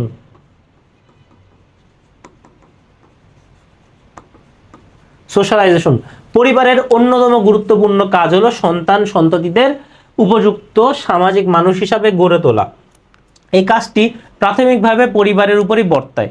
আচ্ছা, তাহলে যেটার কথা বলছে সামাজিকীকরণ, সামাজিকীকরণটা যদি আমরা একটু দেখি, সামাজিকীকরণ বা সোশ্যালাইজেশন এটা এমন একটা প্রক্রিয়া যেটা মানুষ সে জন্ম থেকে শুরু করে মৃত্যু পর্যন্ত চলতে থাকে। অনেকেই মনে করতো যে বৃদ্ধকালের আগ পর্যন্ত, মানে মানুষ যখন বৃদ্ধ হয়ে যায় তারপরে সামাজিকীকরণ হয় না, কিন্তু বর্তমানে যারা হলো সমাজবিজ্ঞানী, যারা সামাজিকীকরণ নিয়ে কাজ করে, তারা বলেছেন যে না, সামাজিকীকরণ একটা চিরস্থায়ী প্রক্রিয়া, মানে যেটা জন্ম থেকে শুরু করে মৃত্যু পর্যন্ত হলো গিয়ে চলবে। এবং মানুষ সমাজে যেই সব বিভিন্ন ইনস্টিটিউশন তাদের কাছ থেকে শিখে, যেরকম প্রথমে বা সব থেকে বেশি শিখে পরিবারের কাছ থেকে, সহপাঠীদের কাছ থেকে, শিক্ষক, বিদ্যালয়, খেলার সাথী, আত্মীয় স্বজন, রাজনৈতিক প্রতিষ্ঠান, ধর্মীয় প্রতিষ্ঠান, খেলাধুলা ইত্যাদির মাধ্যমে কিন্তু মানুষ সামাজিকীকরণ তার ভিতরে হয়ে থাকে। আচ্ছা, পরিবারই তার শিশু কিশোরদের সামাজিক মূল্যবোধ কি কি শেখায়? সামাজিক মূল্যবোধ শেখায়, আচার প্রথা শেখায়, রীতিনীতি তথা সাংস্কৃতিক ধ্যান ধারণা সম্পর্কে প্রাথমিক জ্ঞান সরবরাহ করে। সামাজিক জীব হিসাবে সমাজে বসবাস করতে গেলে মানুষকে প্রতিনিয়তই তার চারপাশের মানুষের সংস্পর্শে আসতে হয়, এবং এর মাধ্যমে সে কি, তার ভিতরে সোশ্যালাইজেশন বা সামাজিকীকরণ হয়ে থাকে। পরিবার তার শিশু কিশোরদের এসব সামাজিক গুণাবলী অর্জন করতে তথা সামাজিকীকরণের গুরুত্বপূর্ণ ভূমিকা পালন করে থাকে পরিবার। তাহলে একদম প্রথমে বলে দিছে যে কিসের কথা বলছে, সেটার সংজ্ঞা দিল, সেটার উদাহরণ দিল, তাই না? সেটার বৈশিষ্ট্য দিল। এইবার উদ্দীপকের সাথে মিলাই দিবে, মানে এখানে যুক্তি দিয়ে দেখাই দিবে যে উদ্দীপকে যেটার কথা বলা হয়েছে আমি সেটা নিয়ে আলোচনা করতেছি। উদ্দীপকে উল্লেখিত নাসির সাহেবের পরিবার একটি আদর্শ পরিবার। তিনি ছেলে মেয়েদেরকে নম্রতা, ভদ্রতা, আদব কায়দা এবং নৈতিকতার জ্ঞান রপ্ত করিয়েছেন। এতে ছেলে মেয়েরা আদর্শবান হিসাবে গড়ে উঠেছে। অর্থাৎ নাসির সাহেব তার ছেলে মেয়েদেরকে সামাজিকীকরণের শিক্ষা দিয়েছেন। তাহলে এই যে দেখো, যুক্তি দিয়ে বুঝাই দিল যে সামাজিকীকরণ, কারণ সামাজিকীকরণের মাধ্যমে শিশুরা সমাজ উপযোগী আচার আচরণ, মূল্যবোধ শিক্ষা লাভ করে আদর্শবান মানুষ হিসাবে গড়ে ওঠে। সুতরাং বলা যায় উদ্দীপকের সামাজিকীকরণের মাধ্যম হিসাবে পরিবার শিক্ষামূলক কাজেই প্রতিফলন ঘটেছে। ঘ নাম্বার প্রশ্নটা যদি দেখি, যে সামাজিক নিয়ন্ত্রণে পরিবারের উক্ত কাজ মানে সোশ্যালাইজেশনের কি ভূমিকা পালন করে বলে মনে করো? তাহলে সেটা কি করতে হবে? আমাদের বিশ্লেষণ করতে হবে। দেখি, বিশ্লেষণ করি। উদ্দীপকে নাসিরউদ্দিন সাহেবের পরিবারের মাধ্যমে মূলত পরিবারের সামাজিকীকরণের কার্যাবলীর প্রতিচ্ছবি বা রিফ্লেকশন ফুটে উঠেছে। সামাজিক নিয়ন্ত্রণে পরিবারের উক্ত কাজ তথা সামাজিকীকরণের ভূমিকা অত্যন্ত গুরুত্বপূর্ণ, মানে সোশ্যাল কন্ট্রোল বা সামাজিক নিরাপত্তায় সামাজিকীকরণ ভূমিকা পালন করে। কিভাবে? আমি যদি আগে প্রথমে বলি তারপরে দেখি, যে সামাজিকীকরণ বা সোশ্যালাইজেশনের মাধ্যমে আমরা শিখি যে সমাজে আসলে কোন কাজগুলো করতে হবে, কোন কাজগুলো করা নিষেধ, কিভাবে কি করতে হবে না করতে হবে। পরিবারই কিন্তু শেখায় যে বড়দেরকে কিভাবে সম্মান দিতে হবে, ছোটদের সাথে কিভাবে ব্যবহার করতে হবে, সমবয়সীদের সাথে কিভাবে ব্যবহার করতে হবে, কোন সিচুয়েশনে কেমন ব্যবহার করতে হবে, কোন কাজটা ভালো কাজ, কোন কাজটা মন্দ কাজ, এবং ভালো কাজগুলো কিভাবে করতে হবে, মন্দ কাজগুলো কিভাবে অ্যাভয়েড করতে হবে, এগুলো পরিবার তো শেখায়, তাই না, সামাজিকীকরণের মাধ্যমে। এবং এটাই কিন্তু এক ধরনের সোশ্যাল কন্ট্রোল হিসাবে কাজ করে। সোশ্যাল কন্ট্রোল কি? মনে করো আমরা যে একটা সমাজে বসবাস করি, আমরা তো এই সমাজে যা ইচ্ছা তাই করতে পারি না, তাই না? তার কারণ কি? আমরা জানি যে এই কাজটা ভালো কাজ, এই কাজটা খারাপ কাজ, এই খারাপ কাজ করলে হয়তো আমাকে পুলিশ নিয়ে যাবে, বা লোকজন আমাকে খারাপ কথা বলবে, বা এই খারাপ কথা বা আমি যে একটা খারাপ কাজ করছি এটা আমার পরিবারের কাছে চলে যাবে, পরিবার আমাকে বকাঝকা করবে, বা পরিবার খুব কষ্ট পেতে পারে, বা পরিবারের মান সম্মান চলে যাবে, তাই না? এইটাই মূলত সোশ্যাল কন্ট্রোল, যেটা সামাজিকীকরণের মাধ্যমে পরিবার থেকে আসে। সামাজিক নিয়ন্ত্রণ, যেটার ইংরেজি কি, এটার ইংরেজি হলো সোশ্যাল কন্ট্রোল।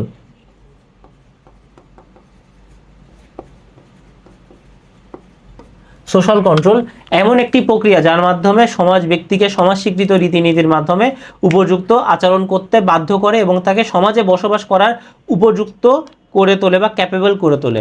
আর সামাজিকীকরণ হচ্ছে এমন একটি প্রক্রিয়া যার মাধ্যমে ব্যক্তি তার সমাজে কর্তব্য সম্পাদনকারী এবং সমাজের বিভিন্ন কাজে অংশগ্রহণকারী সদস্যরূপে নিজেদেরকে কি প্রতিষ্ঠিত করে। এখন আমরা দেখি যে সামাজিকীকরণ ব্যক্তিকে তার সামাজিক নানা ধরনের কাজকর্মে অংশগ্রহণকারী হিসাবে গড়ে তোলে এবং সমাজের আদর্শ মূল্যবোধ গ্রহণে তাকে প্রবৃত্ত করে, মানে তাকে ইন্সপায়ার করে বা তাকে মোটিভেট করে। আর এই মূল্যবোধ প্রক্রিয়ার মাধ্যমে ব্যক্তি তার সমাজে প্রচলিত প্রথা, রীতিনীতি, আচার আচরণ তথা সমগ্র সমাজের সাথে সঙ্গতি সাধনের উপায় ও ব্যবস্থা সম্পর্কে অভিজ্ঞতা অর্জন করে এবং এর মাধ্যমেই সে সমাজ ব্যবস্থার সাথে সামঞ্জস্য বিধানে কি হয়, সক্ষম হয়। সামাজিকীকরণ প্রক্রিয়ায় ব্যক্তিকে দলের অন্য সদস্যদের সাথে মিলেমিশে থাকার ক্ষেত্রে সক্ষম করে তোলে। সামাজিকীকরণের জন্যই ব্যক্তি সমাজের সদস্য হিসাবে তার নিজেদের জন্য অসম্মানজনক বা সমাজের জন্য ক্ষতিকর এমন কোনো কাজ করতে উৎসাহী হয় না। তার কারণ কি, সে ছোটবেলা থেকে শিখে আসছে কোনটা ভালো কোনটা খারাপ, বা শিখে এসে জানে যে আমি এই খারাপ কাজটা যদি করি তাহলে আমার বদনাম হবে, আমার পরিবারের বদনাম হবে, বা আমাকে আইনত দণ্ডনীয় অপরাধ ফেস করতে হবে, আইনত দণ্ড ফেস করতে হবে, তাই না? আচ্ছা, এর জন্য তারা উৎসাহী হয় না। সামাজিকৃত ব্যক্তি তার শ্রমের মাধ্যমে উৎপাদনমূলক কাজ করার চেষ্টা করে। এমনকি ব্যক্তি যদি পুরোপুরি সামাজিক হয় তবে সে সমাজের গুরুত্ব ভালোভাবে বুঝতে শেখে এবং ব্যক্তি স্বার্থের ঊর্ধ্বে সমাজের স্বার্থকে স্থান দেয়। মানে সে নিজেকে কন্ট্রোল করতে শেখে, সে ব্যক্তিকে বড় করে না, সমাজকে বড় করে দেখে। আচ্ছা, এর ফলে সামাজিক নিয়ন্ত্রণের কাজ সহজ হয়, সমাজে মানুষ সুন্দরভাবে একে অপরের সাথে মিলেমিশে বসবাস করতে পারে। উপরের আলোচনার পরিপ্রেক্ষিতে বলা যায় সামাজিকীকরণের মাধ্যমে ব্যক্তি সমাজের মূল্যবোধ, আদর্শ, শৃঙ্খলা, দায়িত্ব, কর্তব্য সম্পর্কে শিক্ষা পায়, আর এই শিক্ষাই সামাজিক নিয়ন্ত্রণে কার্যকারী ভূমিকা পালন করে থাকে। তাহলে ঘ নাম্বার গেল। ওকে, তারপরে আরেকটা উদ্দীপক, মিস্টার আব্দুল মালিক একজন স্বনামধন্য ব্যক্তি। তার শ্যালক রুবেল বেশ পূর্বে অধ্যয়ন শেষ করলেও কোনো চাকরি এখনও জোগাড় করতে পারেনি। মিস্টার আব্দুল মালিক বিষয়টি উপলব্ধি করেন এবং উপযুক্ত যোগ্যতা না থাকা সত্ত্বেও নিজের সংস্থায় রুবেলকে একটি চাকুরি দেওয়ার ব্যবস্থা করেন। লেভিরেট বিবাহ কি? লেভিরেট সরের বিবাহ তো দেখছি যে মৃত স্বামীর যে কোনো ভাইকে যদি সেই বিধবা স্ত্রী বিবাহ করে তখন সেটাকে লেভিরেট বিবাহ বলে। লোকরীতি বলতে কি বুঝো? মানে সমাজে লোকমুখে যেই নিয়ম নীতি শৃঙ্খলা এক্সিস্ট করে সেটাকে বলে লোকরীতি। লোকরীতি হচ্ছে সমাজের আদর্শ বা মানসম্পন্ন আচরণ যে সমাজের সদস্যদের জন্য অবশ্য পালনীয়। এটা কিন্তু কোনো নিয়ম কোনো জায়গায় লেখা নেই, বা এটাতে এই কাজগুলো না করলে যে তোমাকে হয়তো যে পুলিশ ধরে নিয়ে যাবে বা জরিমানা করবে এরকম কিছু না, কিন্তু সমাজে চলে আসতেছে এবং এই আচরণকে আদর্শ বা ভালো আচরণ হিসেবে দেখা হচ্ছে বলে আমরা এই আচরণগুলো করি বা করতে কি ইন্সপায়ার্ড হই। যে সমস্ত লোকরীতি সমাজের কল্যাণের জন্য প্রয়োজন এবং যেগুলো পালিত না হলে সমাজের অস্তিত্ব বিপন্ন হতে পারে সে সমস্ত রীতিনীতিকে অবশ্য পালনীয় লোকরীতি বলে। লোকরীতি অপেক্ষাকৃত স্থায়ী প্রকৃতির ও ব্যবহার নিয়ন্ত্রক। উদাহরণ হিসেবে বলা যায় জামা কাপড় পরে সমাজে চলাফেরা করাটা লোকরীতি। তাহলে দেখো লোকরীতি কিন্তু স্থান কাল পাত্রভেদে চেঞ্জ হয়, যেরকম বাংলাদেশে ধরো একটা পুরুষ যদি হাফ প্যান্ট পরে বাইরে চলাচল করে তাহলে লোকজন কিন্তু তাকায় দেখবে, বলে যে কি করতেছে না করতেছে, এরকম ড্রেস আপ করে কেন বাইরে ঘুরতেছে, তাই না? কিন্তু যখন তুমি কোনো ওয়েস্টার্ন কান্ট্রিজে যাবা তখন স্বাভাবিকভাবে কোনো পুরুষ যদি এরকম হাফ প্যান্ট পরে ঘুরে তখন কিন্তু তাদের কাছে বিষয়টা কি নর্মাল। তাহলে এই লোকরীতি বা তোমার লোকরীতি এটা স্থান কাল পাত্রভেদে কি চেঞ্জ হতে পারে। আচ্ছা, উদ্দীপকের রুবেলের দুলাভাই কোন ধরনের জ্ঞাতি? এটা কি জ্ঞাতি সম্পর্ক? তো আমরা আলোচনা করছি তাই না, জ্ঞাতি সম্পর্ক। তাহলে জ্ঞাতি সম্পর্ক কোন ধরনের জ্ঞাতি? এটা হলো বৈবাহিক জ্ঞাতি। বৈবাহিক জ্ঞাতি। জ্ঞাতির একটা সুন্দর ইংরেজি প্রতিশব্দ আছে, সেটা হলো কিনশিপ। সেটা হলো কিনশিপ। জ্ঞাতি সম্পর্ক হচ্ছে সেই সামাজিক সম্পর্ক যাদের সমাজের সদস্যরা বিভিন্ন সূত্রের মধ্য দিয়ে প্রকৃত অনুমিত রক্ত সম্পর্কের বন্ধনে আবদ্ধ হয়। তাহলে দেখা জ্ঞাতি সম্পর্ক কিন্তু মানে জ্ঞাতি যে কিনশিপ, এটার আর একটা সুন্দর প্রতিশব্দ হয় ব্রাদারহুড। অনেক সময় দেখি যে আমরা তো আপন ভাই বা আপন রক্ত সম্পর্কীয় যারা বাবা মা, আমাদের সন্তান, আমাদের হলো গিয়ে ভাই বোন, তাদের প্রতি তো আমরা যেরকম ফিল করি, একইভাবে আমরা যেই গোত্রে বসবাস করি তাদের প্রতি আমরা এক ধরনের ফিল করি। আবার দেখা যায় যে যাদের সাথে আমাদের ওরকম কোনো কানেকশনও নাই, যাদেরকে আমরা হয়তো ব্যক্তিগতভাবে চিনি না, তাদেরকেও আমরা কিন্তু ফিল করি, তাই না? এরকম ধরো যে প্যালেস্তাইনের যারা আছে তাদের সাথে যে নির্মম অত্যাচার করা হচ্ছে, তাদেরকে কিন্তু আমরা ব্যক্তিগতভাবে চিনি না, তারা আমাদের ব্যক্তিগতভাবে চিনে না। আমরাও কখনো প্যালেস্তাইনে যাই নাই, তারাও কখনো বাংলাদেশে আসে নাই, কিন্তু তারাও কষ্ট পেলে আমরা কি কষ্ট পাই, তারা খুশি হলে আমরা খুশি হই। তাহলে এটা এক ধরনের জ্ঞাতি সম্পর্ক। আচ্ছা, আবার বিবাহের মাধ্যমে জ্ঞাতি সম্পর্ক হয়। তোমার ওয়াইফের সাথে বা তোমার হাজবেন্ডের সাথে যে সম্পর্ক, সেটা জ্ঞাতি সম্পর্ক, তাই না? বৈবাহিক জ্ঞাতি সম্পর্ক বা তোমার শ্যালক বা শ্যালিকার সাথে, তোমার শ্বশুর শাশুড়ির সাথে যে সম্পর্ক, সেটাও কিন্তু বৈবাহিক সূত্রে জ্ঞাতি সম্পর্ক বা বৈবাহিক জ্ঞাতি সম্পর্ক। আচ্ছা, বৈবাহিক জ্ঞাতি হলো জ্ঞাতি সম্পর্কের উল্লেখযোগ্য একটি ধরন। বিবাহের মাধ্যমে জ্ঞাতি সম্পর্ক গড়ে উঠলে তাকে বৈবাহিক জ্ঞাতি সম্পর্ক বলে। কোনো স্বামী বা স্ত্রীর সাথে তার শ্বশুর শাশুড়ি দেবর ননদ উভয় পক্ষের আত্মীয় স্বজনের যে বৈবাহিক সম্পর্ক, সেটাকে বৈবাহিক জ্ঞাতি সম্পর্ক বলা হয়। তাহলে আমরা প্রথমে বলে দিছে কোন ধরনের সম্পর্ক, ডেফিনেশন দিল, উদাহরণ দিল, বৈশিষ্ট্য দিল।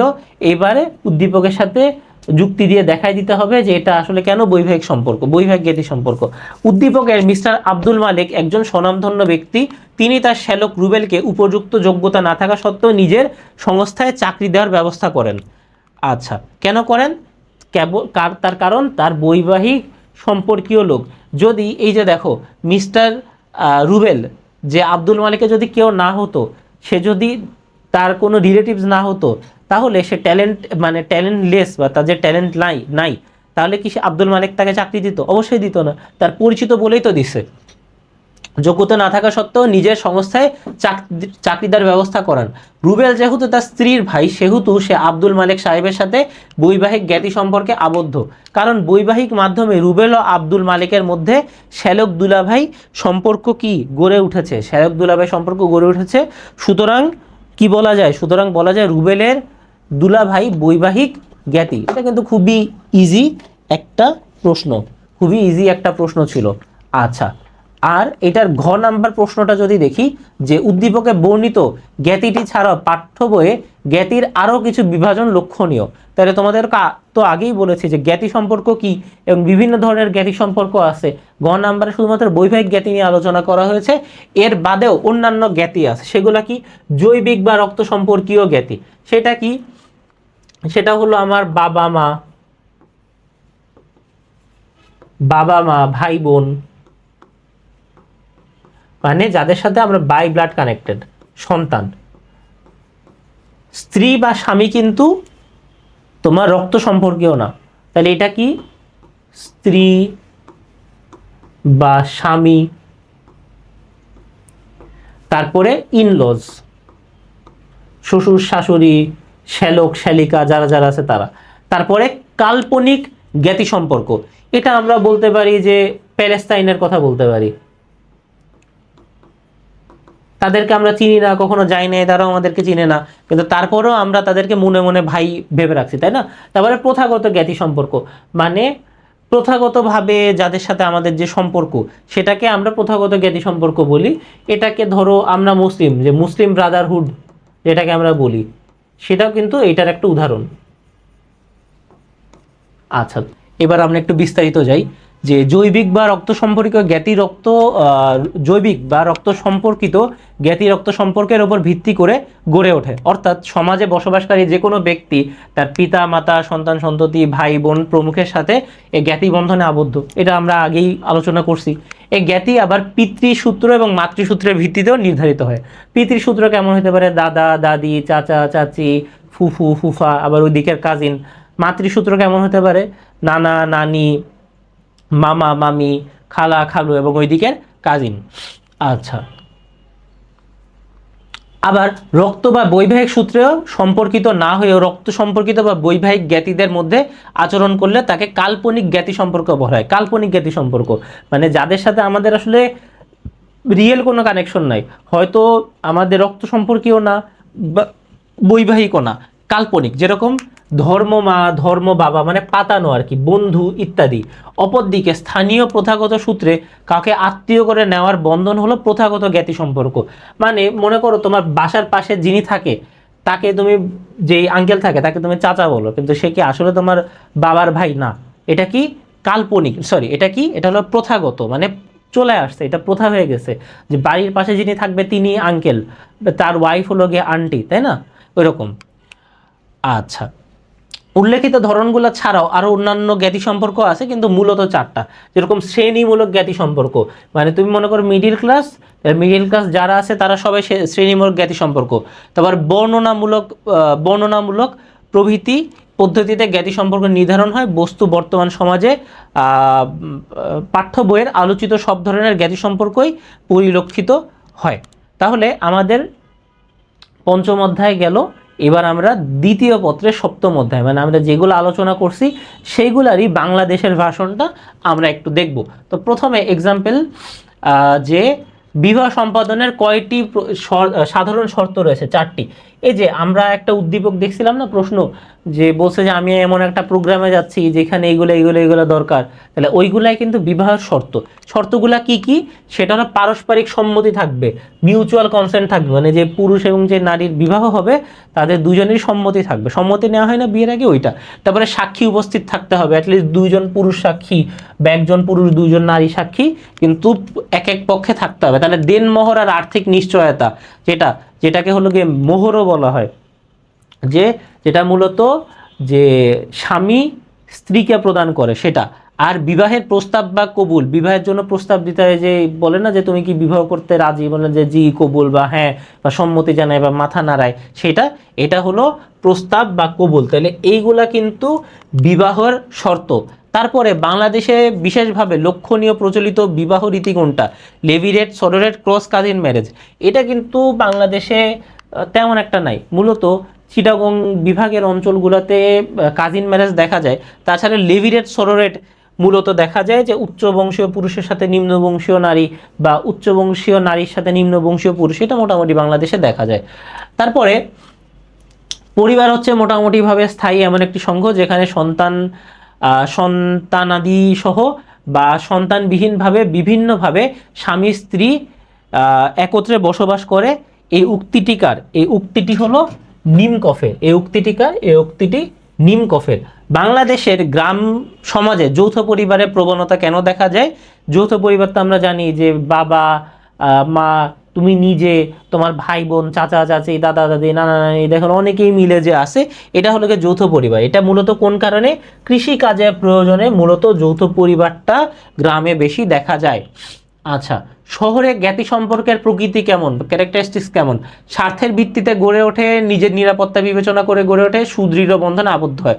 শহরের যে জ্ঞাতি সম্পর্ক সেটা কি খুবই দৃঢ় হয়? দৃঢ় কিন্তু হয় না। তাহলে উত্তর কি হবে? উত্তর হবে 1 আর 2। উত্তর কি হবে? উত্তর হবে 1 আর 2। আচ্ছা, তারপরে বহির বিবাহের ইংরেজি প্রতিশব্দ কোনটি? বলছি যে ইংরেজি প্রতিশব্দ কিন্তু জানতে হবে, সেটা হলো এক্সোগ্যামি। আর তোমার এন্ডোগ্যামি কি? এন্ডোগ্যামি হলো অন্তর্বিবাহ।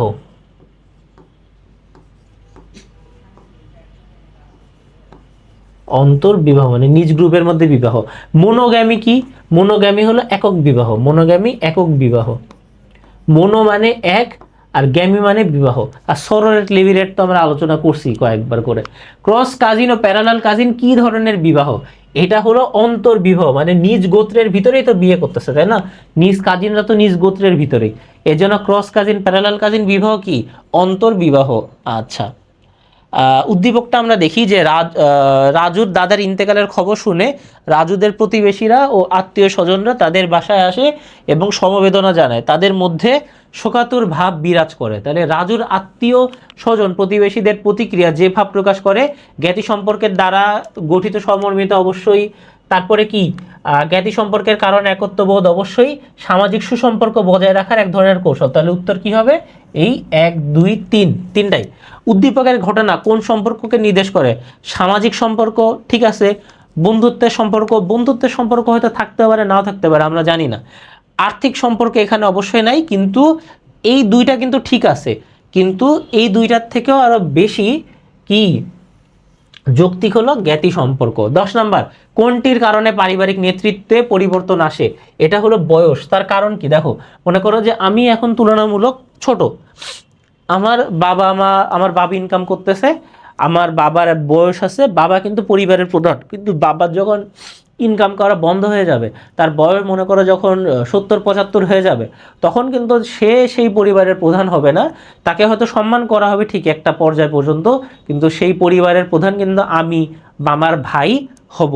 আচ্ছা, তাহলে এমসিকিউ গেল। এখন আমরা সিকিউ দেখি। মনোয়ার সাহেবের 2 ছেলে ও 1 মেয়ে। দীর্ঘ 10 বছরের সংসার জীবনে তার প্রথম স্ত্রী বর্তমান থাকা অবস্থায় তিনি তার অফিসের সহকর্মী মরিয়মকে বিবাহ করেন। বিবাহের পর স্ত্রীর সাথে তার মনোমালিন্য দেখা যায়। এক পর্যায়ে মনোয়ার সাহেব তার দ্বিতীয় স্ত্রীকে নিয়ে আলাদাভাবে বসবাস করেন। আচ্ছা, পরিবার গঠনের অন্যতম পূর্ব শর্ত কি? পরিবার গঠনের অন্যতম বা একদম প্রধান যে শর্ত সেটা হলো বিবাহ। অ্যাটলিস্ট বাংলাদেশে তাই, অনেক ওয়েস্টার্ন কান্ট্রিজে দেখা যায় যে তারা পরিবার গঠন করছে ঠিকই, বিবাহ অনেক পরে করছে।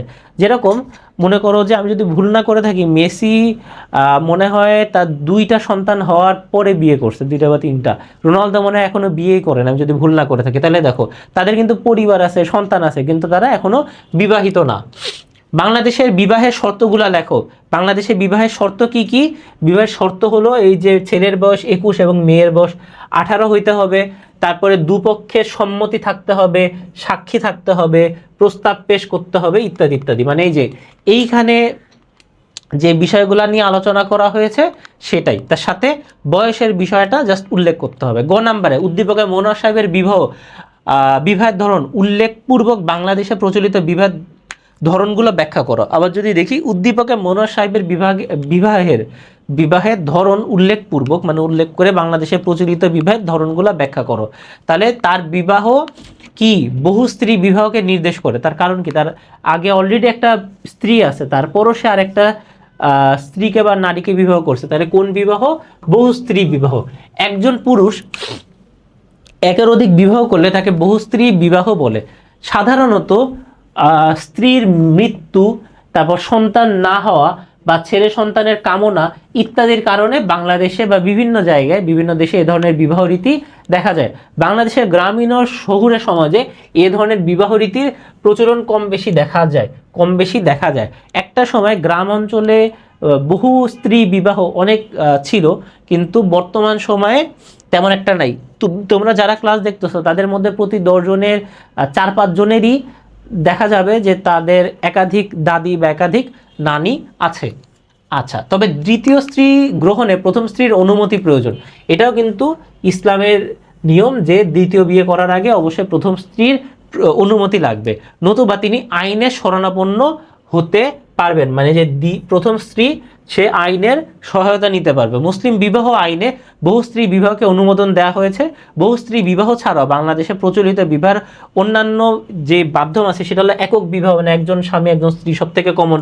বন্দোবস্ত বিবাহ, তারপরে অন্তর্বিবাহ, নিজ গ্রুপের মধ্যে নিজ কাস্টের মধ্যে বিবাহ, বহির্বিবাহ, প্যারালাল ও ক্রস কাজিন বিবাহ। এটা তো বলছি যে তোমার যে চাচাতো বা খালাতো কাজিনের সাথে বিয়ে করলে প্যারালাল, আর তোমার যদি মামাতো বা ফুফাতো কাজিনের সাথে বিবাহ করে সেটা ক্রস কাজিন বিবাহ। দেবর ও শ্যালিকার মধ্যে বিবাহ, এটা সাধারণত দেখা যায় যে হাজবেন্ড মারা গেলে দেবরের সাথে বিবাহ করতেছে, বা ওয়াইফ মারা গেলে শ্যালিকার সাথে বিবাহ করতেছে, এরকম আর কি। বিনিময় বিবাহ ইত্যাদি। এসব বিবাহের মধ্যে বাংলাদেশে একক বিবাহ সবচেয়ে বেশি প্রচলিত, এটা তো একটা কমন সেন্স, তাই না? এমসিকিউ কিন্তু আসতে পারে। একক বিবাহ যেটাকে বলা হয় কি, মোনোগ্যামি। মোনোগ্যামি, একক মানে মোনো, আর বিবাহ মানে গ্যামি, মোনোগ্যামি। আচ্ছা, উদ্দীপকের মনোয়ার সাহেবের প্রথম স্ত্রী বর্তমান থাকা অবস্থায় তার এক অফিসের সহকর্মীকে বিয়ে করেন, যার উপর আলোচিত বহু স্ত্রী বিবাহের ধরনের সাথে সাদৃশ্যপূর্ণ, তাই বলা যায় উল্লেখিত বিবাহের ধরনটি বহু স্ত্রী বিবাহকে নির্দেশ করে। Very good. মনোয়ার সাহেবের দ্বিতীয় স্ত্রী গ্রহণে প্রাচীন ও বর্তমান ধারণা বাংলাদেশের প্রেক্ষিতে আলোচনা করো। তাহলে এইটা নিয়ে, প্রাচীন সময় এবং বর্তমান সময় বাংলাদেশে এটা নিয়ে আলোচনাটা কেমন? মনোয়ার সাহেবের দ্বিতীয় স্ত্রী গ্রহণের বিষয়টি বহু স্ত্রী বিবাহের প্রথার সাথে সাদৃশ্যপূর্ণ। এটা সাদৃশ্যপূর্ণ না, এটা ওই বিবাহই। বর্তমান বাংলাদেশে সমাজে এ ধরনের বিবাহ রীতির উপস্থিতি খুব বেশি দেখা যায় না। আগে ছিল বেশি, এখন বেশি দেখা যায় না। বাংলাদেশে গ্রাম সমাজে একসময় ধনী গৃহস্থ পরিবারে বহু স্ত্রী বিবাহ প্রথার প্রচলন ছিল। মানে দেখা যায় যে যেই পরিবার বা যেই গৃহস্থ ধনী, সেই পরিবারে স্বামীর একাধিক ওয়াইফ থাকলে অ্যাটলিস্ট দুইটা তো থাকতোই। ইসলাম ধর্মে বিশেষ কঠোর শর্তে একই সঙ্গে 4টি স্ত্রী রাখার নিয়ম রয়েছে। 4টি স্ত্রী রাখতে পারবে একসাথে, ঠিক আছে, কিন্তু সবাইকে সমান অধিকার দিতে হবে, সবাইকে সমান পরিমাণে ভালোবাসা সম্মান দিতে হবে, টাইম দিতে হবে, নাইলে কিন্তু হবে না। বিয়ে করে কেবলমাত্র ছোট বউকে বেশি প্রায়োরিটি দিব, এরকম যেন না হয়। আচ্ছা, তবে বর্তমানে শিক্ষার প্রসার ও সচেতনতা বৃদ্ধির কারণে বহু স্ত্রী বিবাহ রীতির প্রচলন কমে এসেছে। তাছাড়া আইনগতভাবে এক স্ত্রীর বর্তমানে দ্বিতীয় স্ত্রী গ্রহণে প্রথম স্ত্রীর অনুমতি প্রয়োজন হয়, এবং অনুমতি ছাড়া দ্বিতীয় বিবাহ করলে প্রথম স্ত্রী আইনের শরণাপন্ন হবার সুযোগ থাকে। বহু স্ত্রী বিবাহ কমে আসার এটাই কিন্তু অন্যতম কারণ, যে একে তো স্ত্রীর অনুমতি নিতে হবে, আবার ধর্মীয়ভাবে বসে একাধিক বিবাহ করতে পারবো, কিন্তু তাদের সাথে জাস্টিস করতে হবে তোমার। এবং তোমার প্রথম স্ত্রীর পারমিশন না নিয়ে দ্বিতীয় বিবাহ করলে প্রথম স্ত্রী আইনের সাহায্য নিতে পারবে, এবং আইন এই ক্ষেত্রে দেখা যায় যে খুব স্ট্রিক্ট ছেলেদের এগেনস্টে। তাইলে এই কারণে আর শিক্ষিত হওয়ার কারণে এই ধরনের বিবাহ কিন্তু সময় সময় কমে আসতেছে। তাহলে যে বহু বিবাহ বা বহু স্ত্রী বিবাহ কমে আসার কারণ কিন্তু এখানে দেওয়া হলো। তবে স্ত্রীর মৃত্যুর পর কিংবা স্ত্রীকে বিবাহ বিচ্ছেদের মাধ্যমে ত্যাগ করে দ্বিতীয় স্ত্রী গ্রহণের ঘটনা বাংলাদেশের সমাজ ব্যবস্থায় বিরল নয়, খুবই কমন। দেখা গেছে যে ওয়াইফ মারা গেছে আর একটা বিয়ে করলো, হাজব্যান্ড মারা গেছে আর একটা বিয়ে করলো, বা হাজব্যান্ড বা ওয়াইফের ডিভোর্স হয়েছে, তারা আরেক জায়গায় বিয়ে করলো, এরকম আর কি ঘটনা বাংলাদেশের সমাজ ব্যবস্থায় বিরল নয়। তাছাড়া এদেশের মুসলিম সমাজে বিধবা বিবাহ প্রচলিত রয়েছে। একসময় হিন্দুদের মধ্যে ছিল না, কিন্তু পরবর্তীতে তোমার হিন্দু রিফর্মিস্ট ঈশ্বরচন্দ্র বিদ্যাসাগরের মাধ্যমে এই যে হিন্দু বিবাহ হিন্দু বিবাহ চালু হয়। আচ্ছা,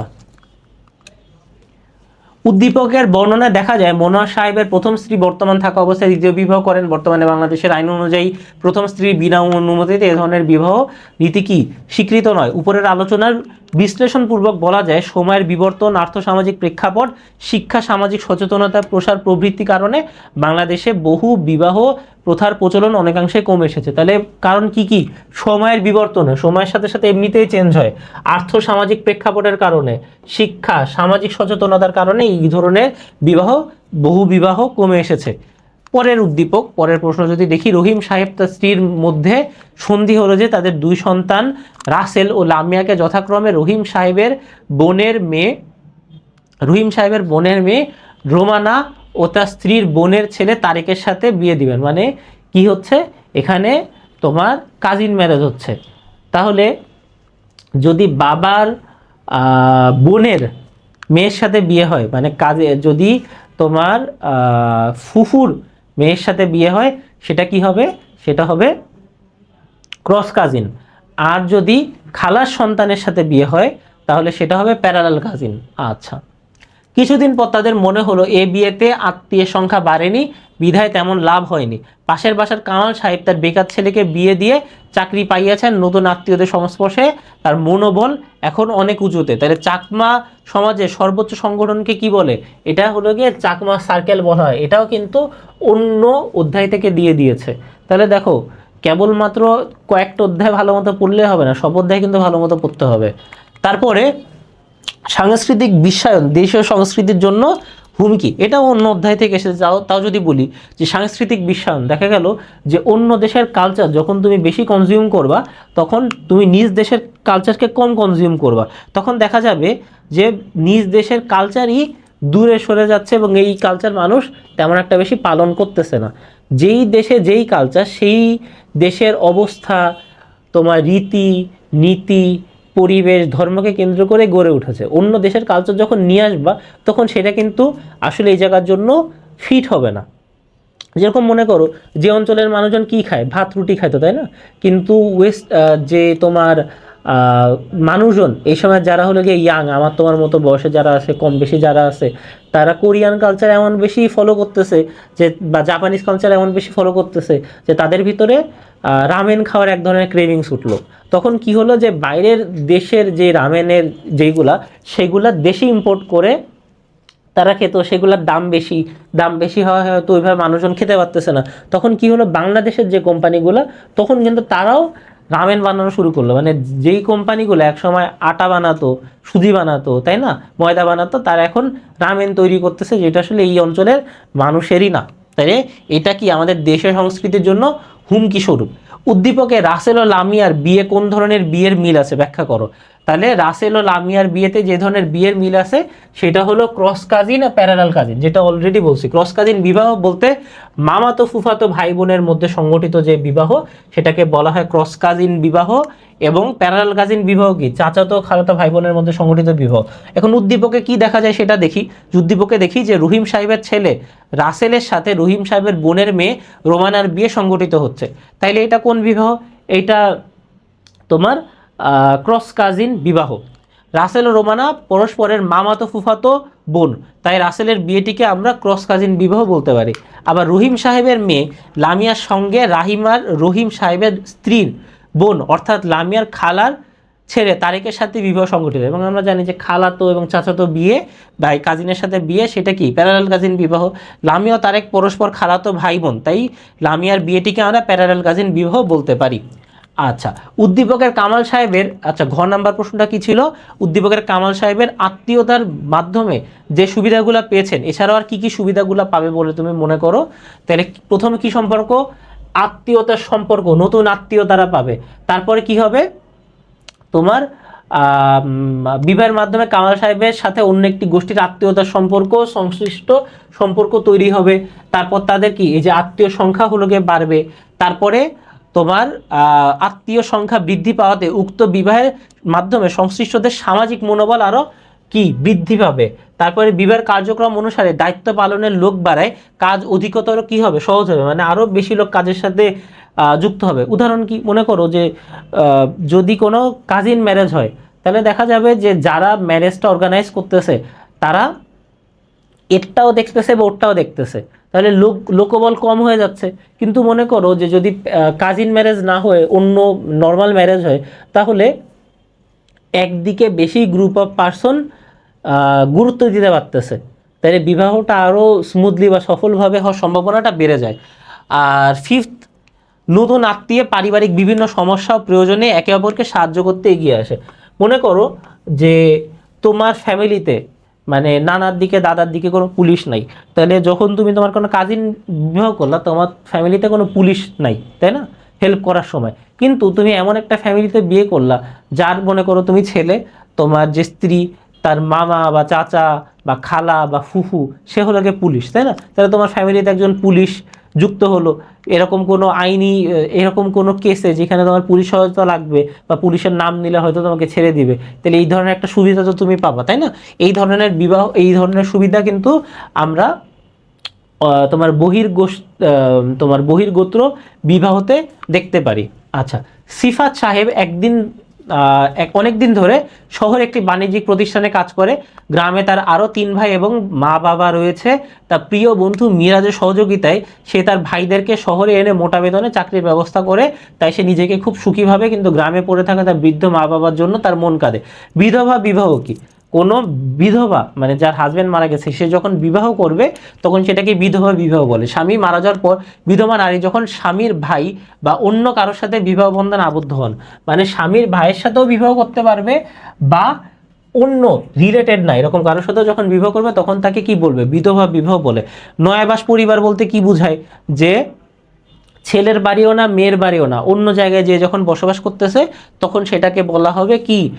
নয়াবাস। বিবাহোত্তর বাসস্থানে মানে বিবাহর পরে বিবাহোত্তর বাসস্থানের ওপর ভিত্তি করে যেসব পরিবার ব্যবস্থা গড়ে ওঠে, নয়াবাস পরিবার তার অন্যতম। বিবাহের পর স্বামী স্ত্রী তাদের পিতা বা মাতার গৃহে বসবাস না করে সম্পূর্ণ আলাদাভাবে অন্যত্র বসবাস শুরু করলে তাকে নয়াবাস পরিবার বলে। আধুনিক যুগে শিল্পায়ন, নগরায়ন ও ব্যক্তি স্বাতন্ত্র্যবাদী দৃষ্টিভঙ্গির কারণে নয়াবাস পরিবারের সংখ্যা দিন দিন কি বৃদ্ধি পাচ্ছে। গ নাম্বার, উদ্দীপকের সিফাত ও মিরাজ কোন ধরনের জ্ঞাতি সম্পর্কে আবদ্ধ? সিফাত ও মিরাজ, তাই না? মিরাজ তার প্রিয় বন্ধু, তাহলে কেমন জ্ঞাতি সম্পর্ক? এটা হলো কাল্পনিক জ্ঞাতি সম্পর্ক, তাই না? মানে তারা কিন্তু রক্ত সম্পর্কীয় না, বিবাহ সম্পর্কীয় না, প্রথাগত না, তারা কেমন সম্পর্ক? কাল্পনিক, কাল্পনিকভাবে বন্ধু আর কি। সমাজ সংগঠনের অন্যতম উপাদান কি? জ্ঞাতি সম্পর্ক। মানুষ সারা জীবনই নানা জ্ঞাতি সম্পর্কের মধ্য দিয়ে বসবাস করে। বিভিন্ন জ্ঞাতি সম্পর্কের বন্ধনই সমাজের বিভিন্ন মানুষকে সংগঠিত করে সৃষ্টি করে মানব সম্পর্কের জটিল জাল। এরূপই একটি জ্ঞাতি সম্পর্ক হলো কাল্পনিক জ্ঞাতি সম্পর্ক। যে আমরা মূলত 4 ধরনের জ্ঞাতি সম্পর্ক তো দেখছি, তাই না? যে রক্ত সম্পর্কীয়, বৈবাহিক, কাল্পনিক আর প্রথাগত। এর ভিতরে একটা কাল্পনিক জ্ঞাতি সম্পর্ক যা রক্ত কিংবা বৈবাহিক সূত্রে আবদ্ধ নয়, কিন্তু এরূপ জ্ঞাতিরা রক্ত বা বৈবাহিক সূত্রে আবদ্ধ আত্মীয়র মতোই আচরণ করে। যেরকম যাদেরকে আমরা যে দোস্ত বলি, বন্ধু বলি, মিতা বলি, পালিত সন্তান, তারা সবই কিন্তু কাল্পনিক জ্ঞাতি সম্পর্ক। উদ্দীপকের সিফাত ও মিরাজ খুবই ভালো বন্ধু। তাদের মধ্যে রক্ত সম্পর্ক না থাকলেও তাদের মধ্যকার সম্পর্ক রক্তের সম্পর্ক থেকে কোনো অংশে কম নাই, এবং এটাকেই কিন্তু কাল্পনিক জ্ঞাতি সম্পর্ক বলা হয়। খ নাম্বারে কি বলছে? সিফাত সাহেবের যৌথ পরিবার ভেঙে যাওয়ার একমাত্র কারণ কোনটি বলে তুমি মনে করো? এই যে কাজের জন্য সে শহরে আছে, তাদের যৌথ পরিবার ভেঙে গেছে, তাহলে মূল কারণ কি? মূল কারণ হলো শিল্পায়ন বা নগরায়ন। শিল্পায়ন বা নগরায়ন। শিল্পায়নের ইংরেজি কি? ইন্ডাস্ট্রিয়ালাইজেশন। ইন্ডাস্ট্রিয়ালাইজেশন। আর নগরায়ন হলো আরবানাইজেশন। তো চলো গ নাম্বার প্রশ্নটা দেখলাম, এখন ঘ নাম্বার। সিফাত সাহেবের যৌথ পরিবার ভেঙে যাওয়ার একমাত্র কারণ হিসেবে আমি শিল্পায়ন ও নগরায়নকে দায়ী করি। মানে এখানে বলতেছে যে আমরা দেখছি সিফাত সাহেব তার গ্রাম থেকে ছেড়ে অন্য জায়গায় আছে, তার মা একা দুঃখে আছে। তাইলে এইটার মূল কারণটা কি? মূল কারণ হলো শিল্পায়ন ও নগরায়ন। মূল কারণ কি? শিল্পায়ন এবং নগরায়ন। শিল্পায়নের ইংরেজি কি? শিল্পায়নের ইংরেজি হলো ইন্ডাস্ট্রিয়ালাইজেশন। ইন্ডাস্ট্রিয়ালাইজেশন। আর নগরায়নের ইংরেজি কি? আরবানাইজেশন। এই ইংরেজিগুলো কিন্তু মাঝে মাঝে ব্যবহার করতে হবে। আরবানাইজেশন। ওকে। শিল্পায়ন ও নগরায়নের ফলে শহরাঞ্চলের কর্মস্থানের সুযোগ সৃষ্টি হয়, গ্রামে শিক্ষিত জনগোষ্ঠী কর্মসংস্থানের আশায় শহরমুখী হচ্ছে। এছাড়াও গ্রামীণ সমাজ জীবনের তুলনায় শহর সমাজ জীবনের সুযোগ সুবিধা বেশি থাকায় মানুষ গ্রামের পরিবার পরিজন ছেড়ে শহরমুখী হচ্ছে। তাহলে এখানে শহরমুখী হওয়ার মূলত 2টা কারণ আছে। একটা হলো শহরাঞ্চলের সুযোগ সুবিধা বেশি, এক। আর 2 নাম্বার কি? 2 নাম্বার হলো যে শহরে কাজের সুযোগ বেশি, সম্ভাবনা বেশি, বেতন বেশি, এর জন্য মানুষজন আরো শহরমুখী হচ্ছে। আচ্ছা, গ্রামীণ যৌথ পরিবার, তাহলে দেখো গ্রামের লোকজন যদি শহরে চলে যায় তাহলে পরিবার ভেঙে যাচ্ছে, তাহলে যৌথ পরিবারও ভেঙে যাচ্ছে। গ্রামীণ যৌথ পরিবার ব্যক্তির স্বাধীন ও স্বকীয় চিন্তাকর্ম বেশ খানিকটা সীমিত, তাই ব্যক্তি স্বাতন্ত্র্যবাদী ধ্যান ধারণার কারণে অনেকে শহরমুখী হয়ে থাকে, যা মূলত শিল্পায়ন আর নগরায়নের ফল। তাহলে এইখানে যুক্তি দিয়ে বুঝাই দিল যে শিল্পায়ন ও নগরায়নের কারণে কেন যৌথ পরিবার ভেঙে যাচ্ছে। উদ্দীপকের সিফাত সাহেব একটি বাণিজ্যিক প্রতিষ্ঠানে কাজ করেন। তিনি তার বন্ধু মিরাজের সহযোগিতায় তার 3 ভাইকে শহরে এনে মোটা বেতনে চাকরির ব্যবস্থা করে দেন। তাইলে চাকরির ব্যবস্থা হয়েছে, আয়ের ব্যবস্থা হয়েছে, ঠিক আছে, কিন্তু পরিবারের যে স্ট্রাকচার যেটা ছিল সেটা কিন্তু ভেঙে গেছে। ব্যবস্থা করে দেন। শিল্পায়ন ও নগরায়নের ফলে কর্মসংস্থানের নতুন ক্ষেত্র সৃষ্টি হয়, তিনি তার ভাইদের শহরে কাজের ব্যবস্থা করে দিতে সক্ষম হন। সুতরাং উপরে আলোচিত প্রেক্ষাপটের ভিত্তিতে বলা যায় সিফাত সাহেব যৌথ পরিবার ভেঙে যাওয়ার পিছনে শিল্পায়ন ও নগরায়নই মূল ভূমিকা পালন করেছে। তারপরে সৃজনশীল যদি দেখি, গ্রামীণ সচ্ছল কৃষক রতন মিয়া তার 3 ছেলে বড় বউ বড় 2 ছেলের বউ ও নাতি নাতনি নিয়ে বেশ আনন্দে ছিলেন। কয়েক বছর পর বড় ছেলে একটি পোশাক শিল্পে এবং মেজ ছেলে একটি প্রাইভেট ফার্মে চাকরি পেয়ে স্ত্রী সন্তান সহ শহরে পাড়ি জমায়। ছোট ছেলে মামুন ছোটখাটো ব্যবসা করে, ব্যবসার প্রয়োজনে প্রায় তাকে শহরে যেতে হয়। কিছুদিন আগে বিয়ে করে নতুন বউ নিয়ে সে শহরে গিয়ে বসবাস শুরু করে। তাহলে দেখো ঘুরে ফিরে কিন্তু যেই সেম কারণ। তাহলে অনুলোম বিবাহ কি আমরা অলরেডি দেখছি, যখন উচ্চ বংশজাত পাত্রের সাথে নিম্ন শ্রেণীর কন্যার বিবাহ হয় তখন তাকে অনুলোম বিবাহ বলে। তারপরে নগর সমাজে জ্ঞাতি সম্পর্কের প্রকৃতি কেমন হয়? গ্রামীণ সমাজের থেকে আরো কম, ওইখানে মানুষের ভিতরে যে বন্ডিং সেটা তুলনামূলক অনেক কম, এবং মানে প্রয়োজনে সাহায্যে মানুষ আরো তুলনামূলক কম এগিয়ে আসে, এবং তাদের ভিতরে যে সম্পর্কটা সেটা খুবই মনে করো যে পাতলা হয়। গ্রামীণ সমাজে যেরকম দৃঢ় হয় তার ঠিক উল্টা। নগর সমাজে জ্ঞাতি সম্পর্ক প্রকৃতি অনেকটাই কি কৃত্রিম বা আর্টিফিশিয়াল, কৃত্রিম বা আর্টিফিশিয়াল